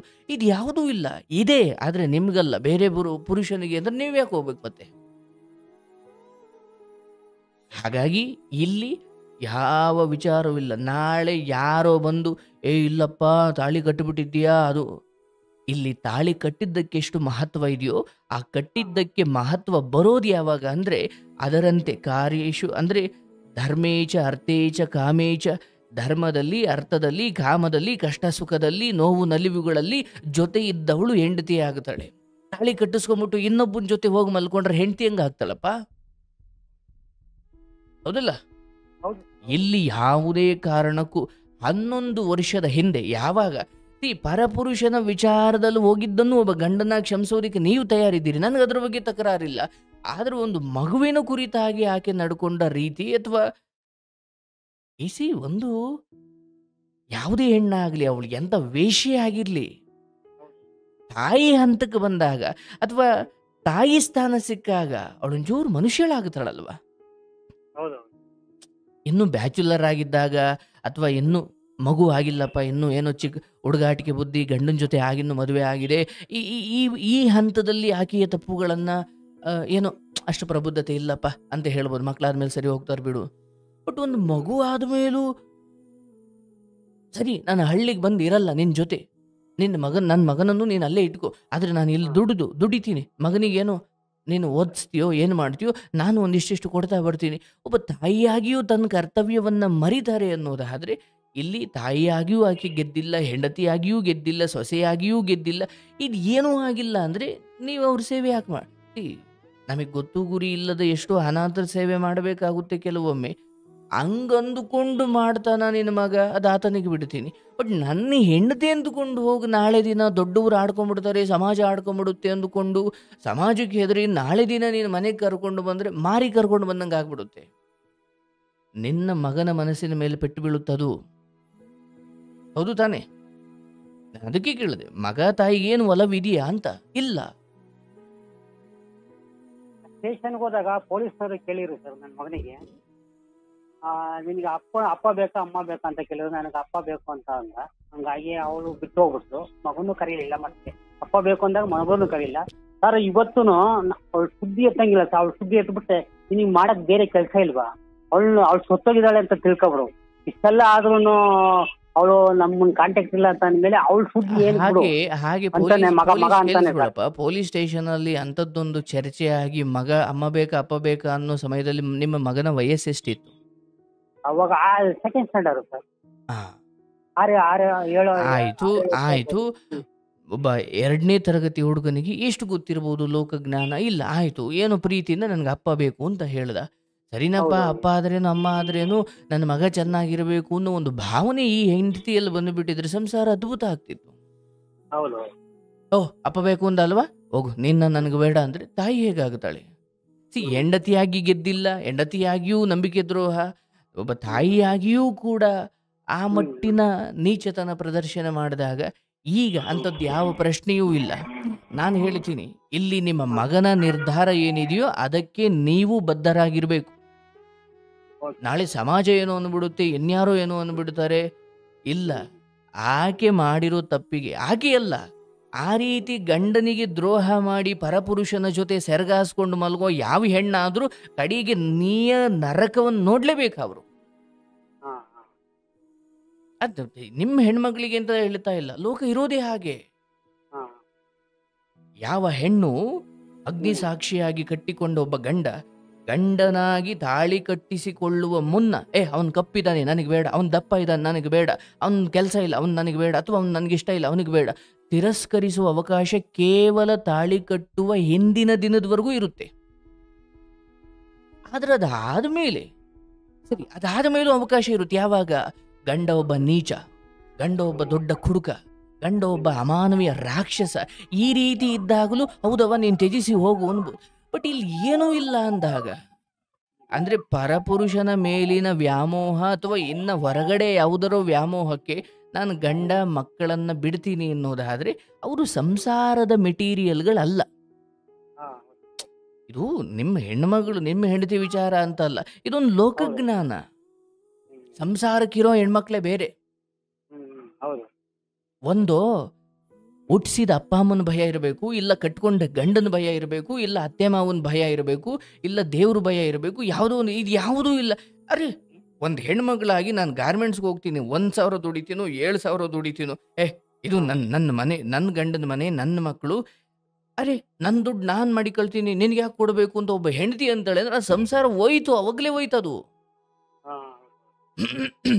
ಇವತ್ತು ಯಾವ ಹೆಣ್ಣು ಸರಿನಪ್ಪ ಆಯಿತು ನಿಮಗೆ ಕೊಡ್ದಂಗೆ ಮನೆ ವಾಷಿಂಗ್ ಮಿಷಿನು ಫ್ರಿಡ್ಜು ಅಥವಾ ಮನೆಗೆ ಬೇಕಾಗಿರೋದು ಎಲ್ಲ ಆಕೆನೇ ನೋಡ್ಕೊಂಡು ಹೋಗ್ತಿದ್ಲ ಅಂದರೆ ನಿನ್ನ ಕೈಗೆ ಯಾಕೆ ಕೊಡಬೇಕು, ಆಕೆ ಎಲ್ಲ ನೋಡ್ಕೊಂಡು ಹೋಗ್ತಿದ್ದಾಳಲ್ವ, ಬಿಡು ಹೋಗ್ಲಿ ಅಂತ ಹೇಳ್ಬೋದಿತ್ತು. ಅದು ಯಾವುದೂ ಇಲ್ಲ, ಎಲ್ಲ ನೀವೇ ನೋಡ್ಕೊಳ್ತಾ ಇದ್ರಿ. ಹಾಗಾಗಿ ಇಲ್ಲಿ ನೀವು 50 ದಾಟಿ ಈ ಹಂತಕ್ಕೆ ಬಂದಾಗ ಅದನ್ನು ಬಿಡಬೇಕು. ನೀವು ಅಲ್ಲಿ 11 ವರ್ಷ ಆಯಿತು, ಕಷ್ಟನೋ ಸುಖನೋ ಮಗನ ಸಾಕೊಂಡು ಬಂದಿದ್ದೀರಿ, ಈಗ ಮಗನೇ ನಿಮ್ಗೆ ಆಸ್ತಿ. ಅಂಥ ಆಸ್ತಿಯನ್ನು ನಿನ್ನ ಮಗ 100 ಸಂಪಾದನೆ ಮಾಡ್ತಾನೆ, ಶಕ್ತಿ ಬರಲಿ, ಭಗವಂತ ಕೊಡ್ಲಿ. ಬಟ್ ಇಲ್ಲಿ ನಿಮ್ಮ ಮಗನ ಮನಸ್ಸಲ್ಲಿ ಏನು ಓಡ್ತಾ ಇದೆ ಅದೇ ಧರ್ಮ, ಅದಕ್ಕೆ ನೀವು ಬದ್ಧರಾಗಿರ್ಬೇಕು. ಹೌದಪ್ಪ ನನಗೇನೋ ಸಮಾಜದ ಮೇಲಿನ ಭಯ, ಅಯ್ಯೋ ನಾಳೆ ದಿನ ಏನನ್ಬಿಡುತ್ತಪ್ಪ ಅದು ಇದು ಅನ್ನೋ ಭಯ ಇರ್ಬೋದು. ಬಟ್ ಭಗವಂತ ಸ್ವಯಂ ಮಗನ ಬಾಯಲ್ಲೇ ನುಡಿಸ್ತಾ ಇದ್ದಾನೆ. ಯಾಕಂದರೆ ನಿಮಗೆ ನೀವು ನನ್ನ ಹತ್ರ ಸುಳ್ಳು ಹೇಳ್ಬೋದು, ಬಟ್ ಮಗನೇ ಬೇಡ ಅಂತಿದ್ದಾನೆ ಅಂದಾಗ ಅದೊಂದು ಶುದ್ಧ ನಿರ್ಧಾರ ಅದು. ಯಾಕಂದರೆ ನಿಮಗೆ ಫ್ರೆಂಡು ಅದು ಇದು ಏನೇನೋ ಲೆಕ್ಕಾಚಾರಗಳಿರ್ಬೋದು, ಬಟ್ ಮಗನಿಗೆ ಯಾವ ಲೆಕ್ಕಾಚಾರ ಇಲ್ವಲ್ಲ, ಅವನು ಒಂದೇ. ನನ್ನನ್ನು ಒಬ್ಬ ತಾಯಿ ಪ್ರೀತಿ ಕೊಡಬೇಕಾದವಳು 2ನೇ ಕ್ಲಾಸಲ್ಲೇ ಬಿಟ್ಟು ಹೋದ್ಲು ಅಂದರೆ ಏನು ಕತೆ ಅದು? ಇದಾಗಬಾರ್ದು. ಇದು ಸಮಾಜಕ್ಕೆ ಉದಾಹರಣೆ ಅಂದರೆ ಇದೊಂದು ಮಾದರಿಯಾಗಿ ಉಳಿದು ಬಿಡ್ಬೇಕು. ಹೌದಪ್ಪ ಇಂಥ ಹೆಂಡತಿ ಸರಿ ಇಲ್ಲ ಅಂತ ಗೊತ್ತಾದಾಗ ಮನೆ ಖಾಲಿ ಮಾಡಿಕೊಂಡು ಅವಳು ಒಂದು ಮಗು ಇದ್ರು ನಾನೇ ಜೀವನ ಪೂರ್ತಿ ಮದುವೆ ಆಗದಾಗ ನಾನೇ ಮಗು ಸಾಕ್ತೀನಿ ಅಂತ ದಿಟ್ಟತನದಿಂದ ಬಂದು ಇವತ್ತು ತಾಯಿ ಸೇವೆ ಮಾಡಿಕೊಂಡು ತಾಯಿಯನ್ನು ಶ್ರವಣಕುಮಾರ ನೋಡ್ಕೊಂಡಂಗೆ ತಂದೆ ತಾಯಿ ನೋಡಿಕೊಂಡು ಮಗನ ನೋಡಿಕೊಂಡು 4 ಕಾಸು ದುಡ್ಕೊಂಡು ಮನೆ ಸಾಕ್ಕೊಂಡಿದ್ದಾನಪ್ಪ, ಇದ್ರೆ ಈ ಥರ ಇರಬೇಕು ಅಂತ ನಿಮ್ಮನ್ನು ಉದಾಹರಣೆಯಾಗಿ ತಗೊಳ್ಬೇಕು. ನೀವು ಹಾಗೆ ಬದುಕಿದ್ದೀರಿ, ಹಾಗೆ ಬದುಕಿ. ಆ ಹೆಣ್ಮಕ್ಳಿಗೂ ಒಳ್ಳೇದಾಗಲಿ. ಇವತ್ತು ನಿಮ್ಮ ಕರುಣೆ, ನಿಮ್ಮ ಪ್ರೀತಿ ಅಥವಾ ಅಯ್ಯೋ ಕ್ಷಮಿಸ್ಬಿಡ್ತೀನಿ ನಾನು ಕರ್ಕೊಂಡು ಬಂದುಬಿಡ್ತೀನಿ, ಬೇಡ, ಇದು ಯಾವುದೂ ಆಗಬಾರ್ದು. ಮಗನ ಒಪ್ಪಿಗೆ ತಗೊಂಡು ಮಗ ಏನಾದರೂ ಮಾಡ್ತಾನ ಅದು ಅವನಿಗೆ ಬಿಡ್ತೀನಿ.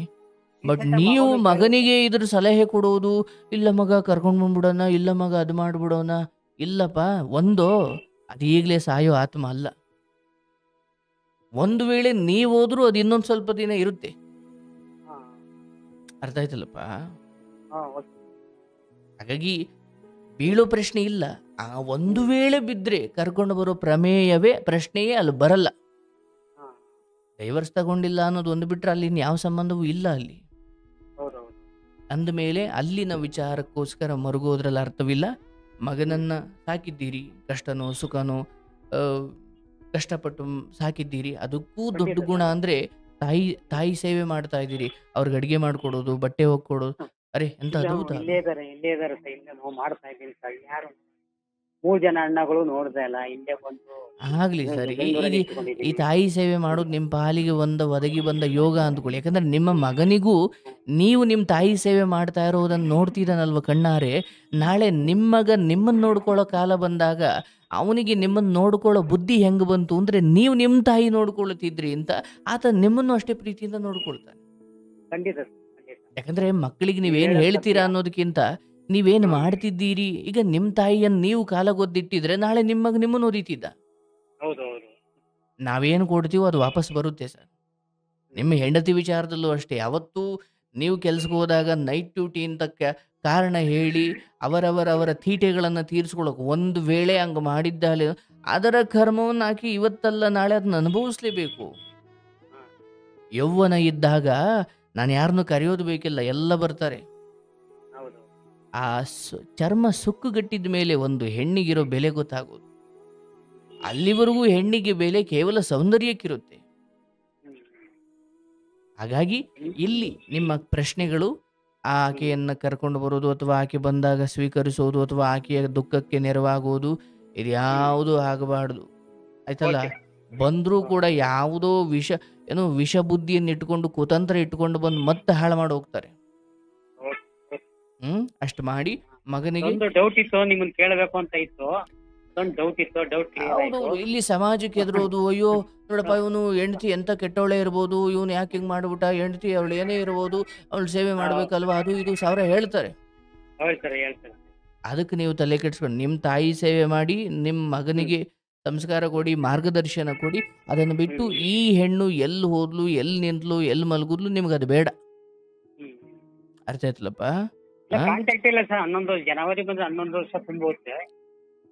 ಕಾಂಟ್ಯಾಕ್ಟ್ ಇಲ್ಲ, ಇದುವರೆಗೂ ಒಂದು ಕಾಂಟ್ಯಾಕ್ಟ್ ಇಲ್ಲ. ನನ್ನ ಮಗನ್ ನೋಡೋದಾಗ್ಲಿ, ನೋಡಿ ಆಸ್ತಿ ವಿಚಾರವಾಗಿಯೂ ಏನು ಮತ್ತೆ ಕೇಳೋದು ಆಸ್ತಿ ಮರ್ತು ಬಿಟ್ಟಿದ್ದೀವಿ ಸರ್. ಅದನ್ನೇ ಆಸ್ತಿ ಬಗ್ಗೆ ಆಸೆನೇ ಇಲ್ಲ. ಅದು ಕೇಳೋದು ಕೆಣಕೋದು ಅದು ಯಾವುದನ್ನು ನೀವು ಮಾಡಬಾರ್ದು. ಇಲ್ಲ ಮಾಡಿಲ್ಲ ಸರ್. ಅದು ಸುದ್ದಿನ ಯಾರನ್ನ ಹೇಳ್ತಾರಲ್ಲ, ಸೈಟ್ ಮಾಡ್ಕೊಬಿಟ್ರೆ ಏನ್ ಮಾಡ್ತಾರೆ ಅಂದ್ರೆ, ಅಯ್ಯೋ ಹೋಗ್ಲಿ ಬಿಡು, ಆ ಮಂಜುನಾಥನೇ ಸಾಕ್ಷಿ, ನಾನು ಬಂಡವಾಳ ಹಾಕಿದ್ರೆ ನನ್ನ ಮಗನಿಗೆ ಸಿಗ್ಲಿ. ಅವತ್ತು ಪೊಲೀಸ್ ಸ್ಟೇಷನ್ ಅಲ್ಲಿ ನಮ್ ತಂದೆ ಬೇಕು ಅಂತ ಹೇಳಿದ್ರಲ್ಲ, ಅದೇ ದೊಡ್ಡ ಆಸ್ತಿ, ಅದೇ ನಿಮ್ ಕಡೆಗೆ ಬಂದಿದೆ ಅಲ್ವಾ? ಹೌದು ಸರ್, ಹೌದು ಸರ್. ಆ ಆಸ್ತಿ ಬಂದು ಮಗನೇ ಇಲ್ಲ ಅಂದಿದ್ರೆ ಏನ್ ಮಾಡ್ತಿದ್ರಿ? ಕಷ್ಟ ಆಗಿರೋದು. ಕಷ್ಟ ಆಗಿರೋದು ಆಯ್ತು. ನಿಮ್ ತಾಯಿಗೂ ಮೊಮ್ಮಗನನ್ನ ಜೊತೆ ಬೆಳೆಸುವ ಯೋಗ ಇತ್ತು. ಅವತ್ತು ಮಗುವನ್ನ ತೋರಿಸ್ಕೊಂಡು ಬಂದಾಗ ಮಗುನ್ ಕರ್ಕೊಂಡು ಹೋಗಿರ್ಲಿಲ್ಲ. ಅವತ್ತು ಅದೇ ಮಗು ನಾನೇ ಹೋಗಲ್ಲ ಅಂದಾಗ ಹೆಂಗಾಗಿರ್ಬೇಕು? ಹೌದು ಸರ್, ಹೌದು ಸರ್. ಅದಕ್ಕೆ ನೀನ್ ತೋರಿಸ್ದಿರೇನು, ನಾನೇ ಅಜ್ಜಿ ಹತ್ರನೇ ಜೀವನ ಪೂರ್ತಿ ಬಿಡ್ತೀನಿ ಅಂತ ಭಗವಂತ ಹಿಂಗ ಆಟ ಆಡಿದ್ದಾನ ಅಷ್ಟೇ. ಅವತ್ತು ಒಂದು ಗಳಿಗೆ ತೋರಿಸ್ಕೊಂಡು ಬೆಂಗಳೂರಿಗೆ ಬಾ ಅಂತ ಹೇಳಿದ್ರಲ್ವಾ? ಹೌದು ಸರ್, ಹೌದು. ಅವತ್ತು ಅದು ಒಂಚೂರು ನೋವಾಯ್ತು. ಮನೆ ಬೀಗ ಹೊಡೆದು ಒಳಗಡೆ ಹೋಗಲ್ಲ, ಅದು ತುಂಬಾ ನೋವಾಯ್ತು. ಅವ್ನು ಚೀಟಿ ಮೋಸ ಮಾಡಿಲ್ಲ, ಅದಿದ್ದು ಕಣ್ಣಿಗೆ ನೀರ್ ಬರ್ಲಿಲ್ಲ, ರಕ್ತನೇ ಬಂದೋಯ್ತು. ಅದು 1,20,000 ರೂಪಾಯಿ ನಾನು ತಿನ್ಲಿಲ್ಲ, ಉಣ್ಲಿಲ್ಲ, ಕಟ್ಟಿದೆ ಸರ್. ಅದು ಒಂದ್ 3 ಬಹಳ ನೋವಾಯ್ತು. ಆಯ್ತು, ಈಗ ಅದನ್ನೆಲ್ಲ ಮೀರಿ ಬಂದ್ಬಿಟ್ಟಿದ್ದೀರಾ. ಆ ಫ್ರೆಂಡು, ಆ ಹೆಂಡತಿ ಎಲ್ಲರೂ ಕೂಡ ನೀವು ಮರೆತರು ಕರ್ಮ ಮರೆಯಲ್ಲ, ಎಲ್ಲವನ್ನೂ ಅದು ಲೆಕ್ಕ ಇಟ್ಟಿರುತ್ತೆ. ಆದ್ರೆ ನೀವು ಸೇಡ್ ತೀರ್ಸ್ಕೊಳಕ್ ಹೋಗ್ಬೇಡಿ. ಆಯ್ತಪ್ಪ, ನಾಗರ ಹಾವಿನಿಂದ ನಾನು ಒಡೆದಾಡಿ ನಾಗರ ಹಾವಿನ ಜೊತೆ ಗೆಲ್ಲಿಲ್ಲ ಅಂತ ದುಃಖ ಪಡೋದಕ್ಕಿಂತ ಅಲ್ಲಿಂದ ತಪ್ಪಿಸ್ಕೊಂಡ್ರೆ ಸಾಕು. ಇಲ್ಲ, ಇನ್ಸಿಡೆಂಟ್ ಆದ್ಮೇಲೆ ಸುಮಾರು ಜನ ಹೇಳಿರು, ಇನ್ನೊಂದ್ ಮದುವೆ ಮಾಡ್ಕ ಅಂತ ಹೇಳಿರು ಸುಮಾರು ಜನ. ಅದು ನನ್ಗೆ ಅಪ್ಪ ಅಮ್ಮ ಮಗ ಈ 3 ಜನ ಸೇವೆ ಮಾಡ್ಬಿಟ್ರೆ ನಂಗೆ ಅದೇ ದೊಡ್ಡ ಇದು. ಯಾವ್ದೇ ಕಾರಣಕ್ಕೂ ಇನ್ನೊಂದ್ ಮದುವೆ ಆಗೋದಿಲ್ಲ ಅಂತ ಹೇಳ್ಬಿಟ್ಟು ಅವತ್ತೇ ಡಿಸೈಡ್ ಮಾಡ್ಬಿಟ್ಟು ನೀವ್ ಆಗಿದ್ದಿದ್ರೆ ಇನ್ನೊಂದು ನಾಟಕ ಶುರುವಾಗೋದು. ಖಂಡಿತ ಸರ್, ನೀವು ಹೇಳೋದು ಕರೆಕ್ಟ್. ಆಮೇಲೆ ಮಗನ ಬದುಕು ಕಲ್ಲೋಲ ಚಿಂದಿ ಚಿತ್ರಾನ್ನ. ಮಗನಿಗೆ ನೀವೊಬ್ಬ ತಂದೆಯಾಗಿ ಶ್ರೇಷ್ಠವಾಗಿ ಉಳಿದಿದ್ದೀರಿ, ಹಾಗೂ ತಾಯಿಯ ಸೇವೆ ಮಾಡಿಯೂ ಕೂಡ ನೀವು ಅದ್ಭುತವಾಗಿದ್ದೀರಿ. ಆದ್ರೆ ನೋಡಿ, ನಾನು ಹೇಳೋದು, ನಾವೆಷ್ಟು ಇಂದ್ರಿಯ ಸುಖವನ್ನ ಪಡ್ತಾ ಅಥವಾ ಇಂದ್ರಿಯ ಸುಖಕ್ಕೆ ಎಷ್ಟು ಆಸೆ ಪಟ್ಟರು ಅದು ಮುಗಿಯದ ಕತೆ. ಬೇಡಪ್ಪ, ನನಗದು ಯಾವುದು ಬೇಡ, ಓದೋರು ಹೋಗ್ಲಿ, ಆಯ್ತಾ, ಓದೋರು ಹೋಗ್ಲಿ, ಇರೋರನ್ನ ಚೆನ್ನಾಗಿ ನೋಡ್ಕೊಳ್ತೀನಿ ಅಂತ ಮನುಷ್ಯ ನಿರ್ಧಾರ ಮಾಡಿದ್ದಾನೆ ಅನ್ನೋದಾದ್ರೆ ಅದೇ ಅತಿ ದೊಡ್ಡ ಜ್ಞಾನ, ಅದೇ ಅರಿವಿನ ಬದುಕು.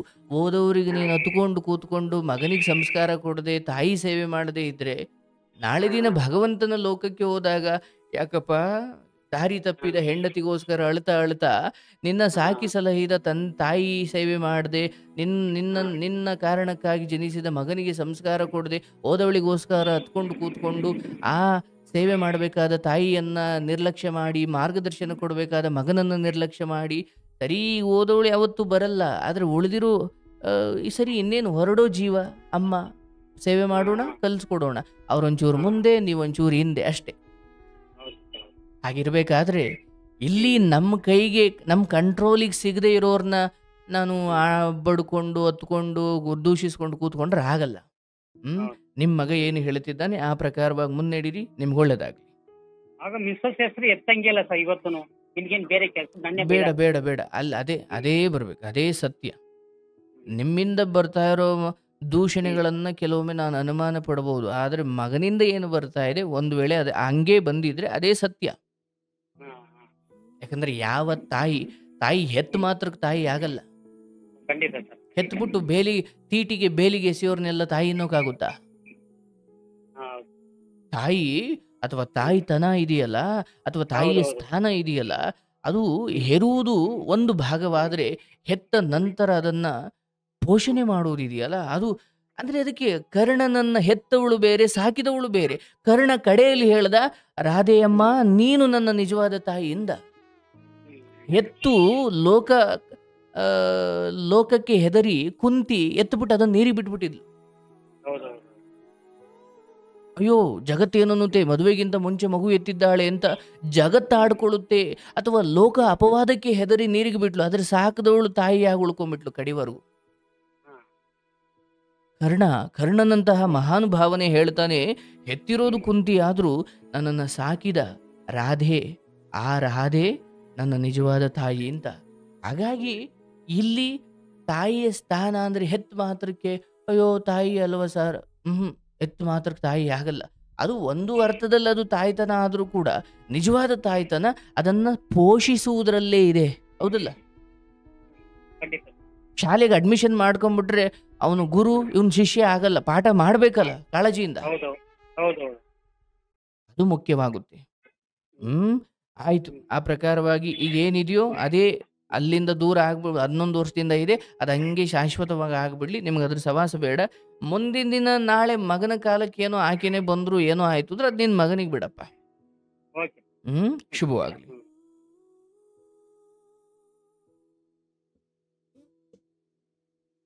ನೋಡಿ ಕಥೆಗಳು ಹೆಂಗಿರ್ತವೆ, ಯಾರನ್ನ ನಂಬೋದು ಹೇಗಂತ ಎಲ್ಲರ ಮೇಲೂ ನಂಬಿಕೆ ಕಳ್ಕೊಳ್ಬೇಡಿ. ಒಬ್ಬ ಸ್ನೇಹಿತ ಅಂತ ಕರ್ಕೊಂಡು ಬಂದು ಮನೆಯಲ್ಲಿ ಜಾಗ ಕೊಟ್ಟಾಗ ಹಣ ಕದ್ದೆ, ಸಂಸಾರ ಹಾಳು ಮಾಡದೆ ಯಾವ ನರಕಕ್ಕೆ ಹೋಗ್ತೀಯೋ?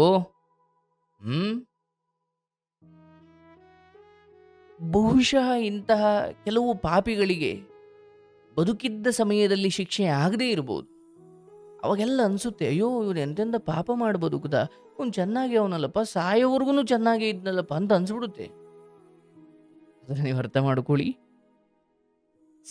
ಅಂದ್ರೆ ತಪ್ಪು ಮಾಡಿಯೂ ಸಾಯೋವರೆಗೂ ಶಿಕ್ಷೆ ಆಗದೆ ಇರೋದು ಈ ಕಲಿಯುಗದಲ್ಲಿ ಸಾಧ್ಯವಿಲ್ಲ. ತೀರಾ ಅಪರೂಪ ಅನ್ಬೋದು.